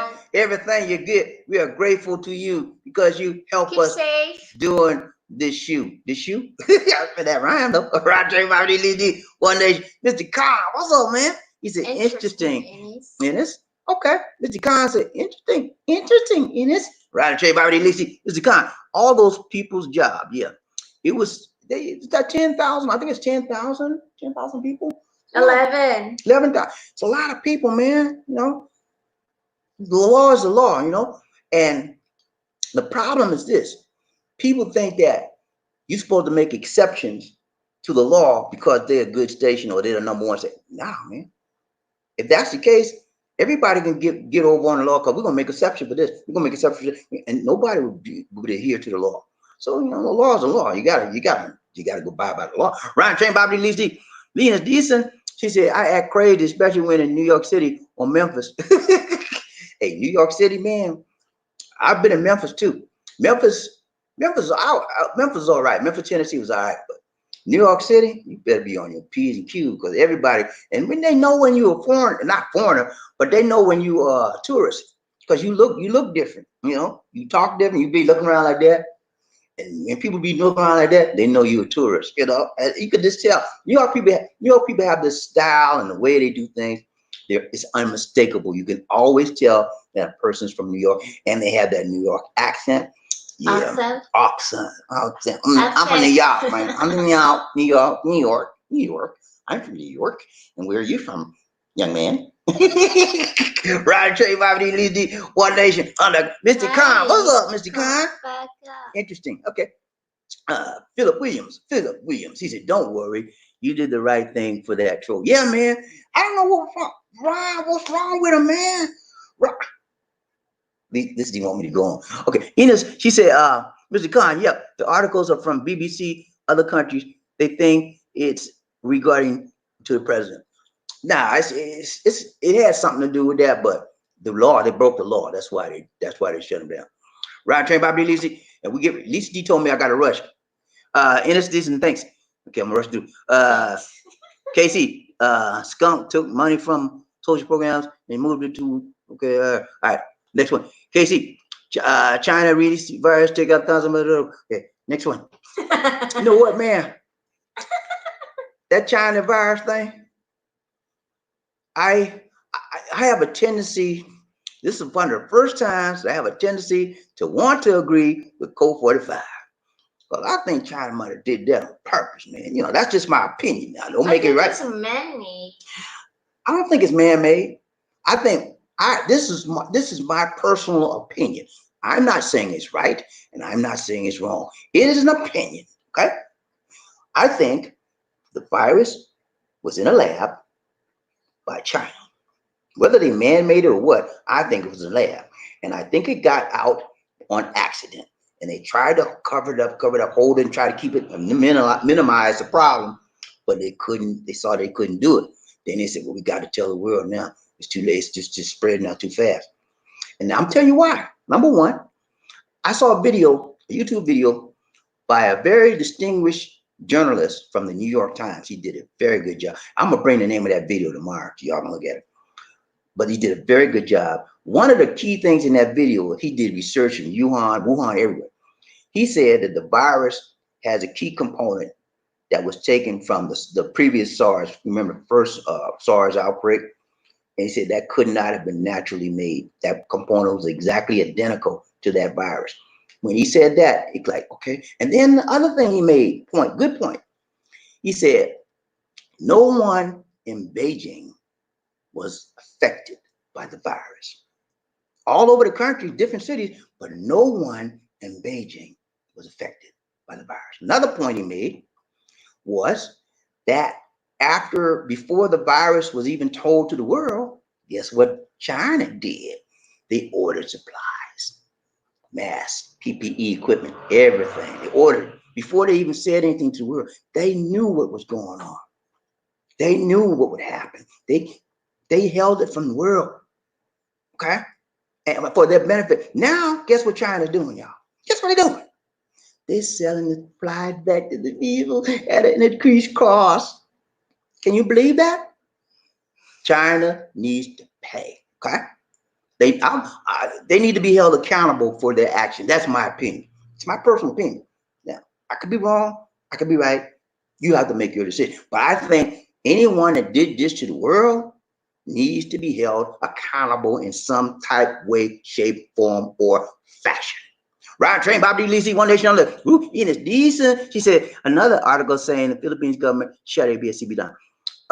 The government shut them down because they were violating the rules. Ride train, Bob D. KC, he says, talking to KC, she said they shutting down freedom of speech and speech. I am not gonna say that because I can't. I got to be careful what I say. I'm not saying it. Mr. Khan, he said some locals didn't like ABCN.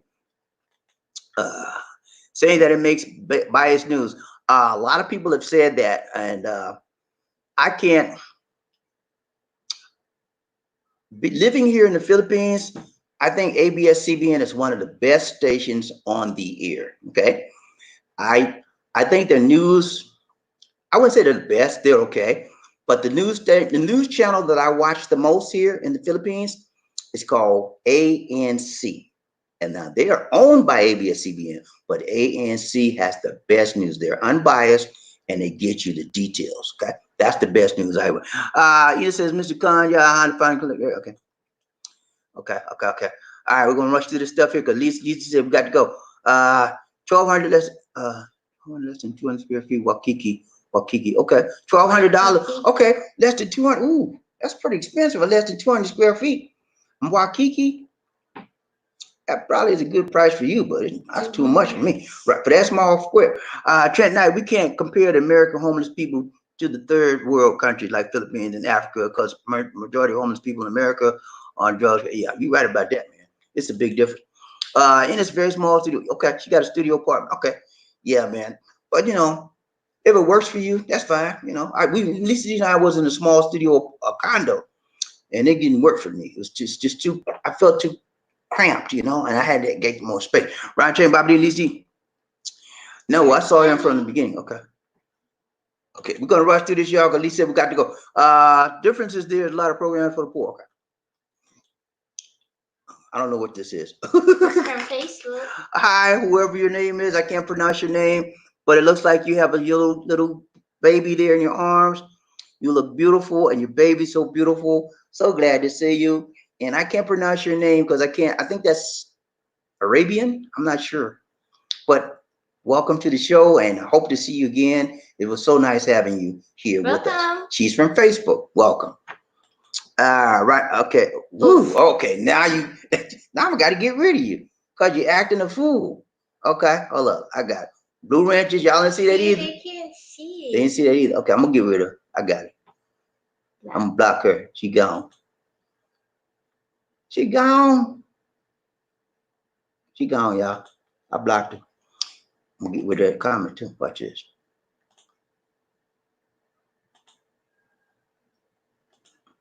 All right, she gone.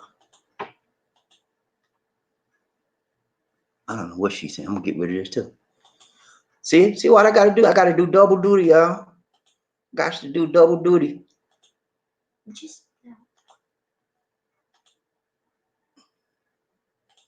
All right, now I got her gone. Sleep at the wheel. Me, sleep at the wheel. Okay, Rhythm says I'm not a fireman, but I played on TV a few times. I thought you was a fireman. I don't know where I got that from. Anyway, he said I played on TV a few times. My character was killed off in Chicago PD season 6, episode 17. Okay, y'all.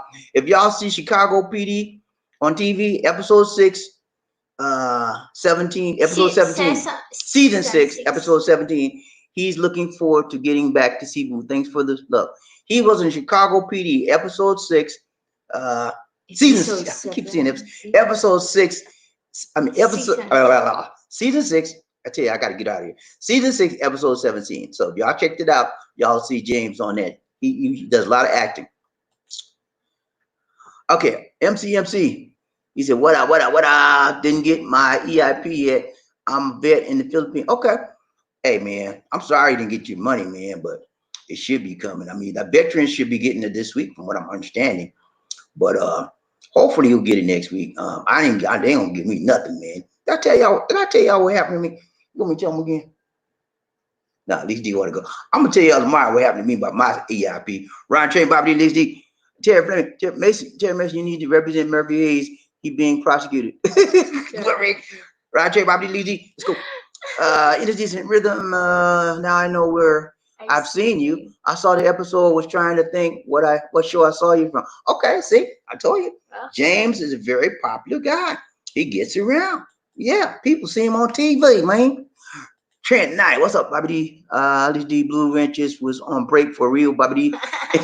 You know, it's Taco Tuesday. I was like shaking my head. I don't know, Bobby D. And these D channel, they got top security of the world crave.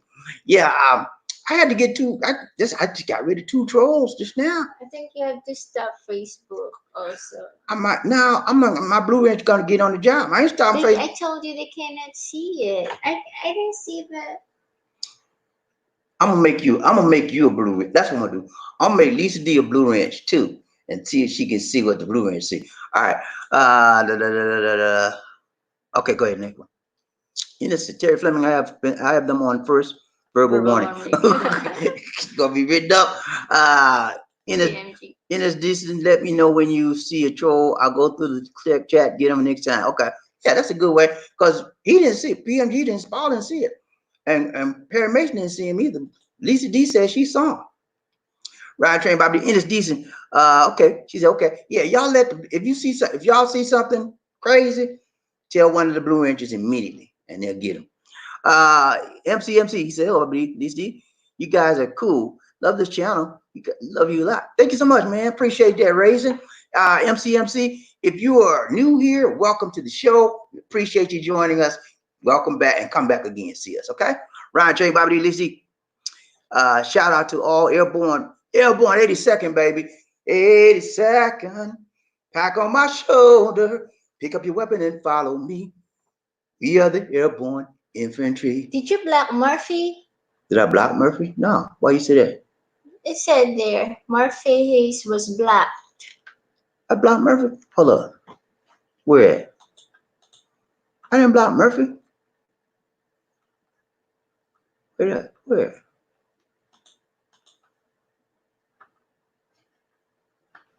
Why would I block Murphy? I didn't block Murphy. Hey, you still out there?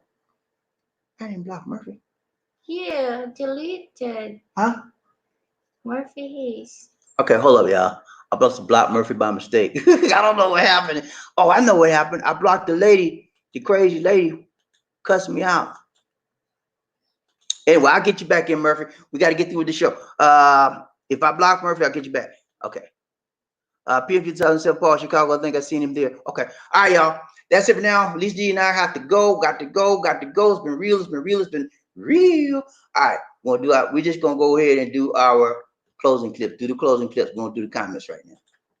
And remember, everybody out there, don't do the comments right now. Just clips. Everybody out there, remember to hit the like button for me. Okay. We're not going to do the comments today. We're just going to do the clips, and we out. Okay. A towering presence, run like the wind. Be a king or a queen. Life in the Philippines.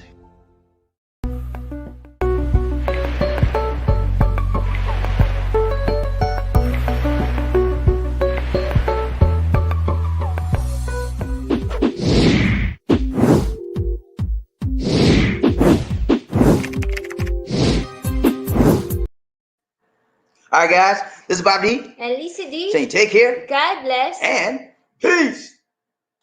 Thank you, guys.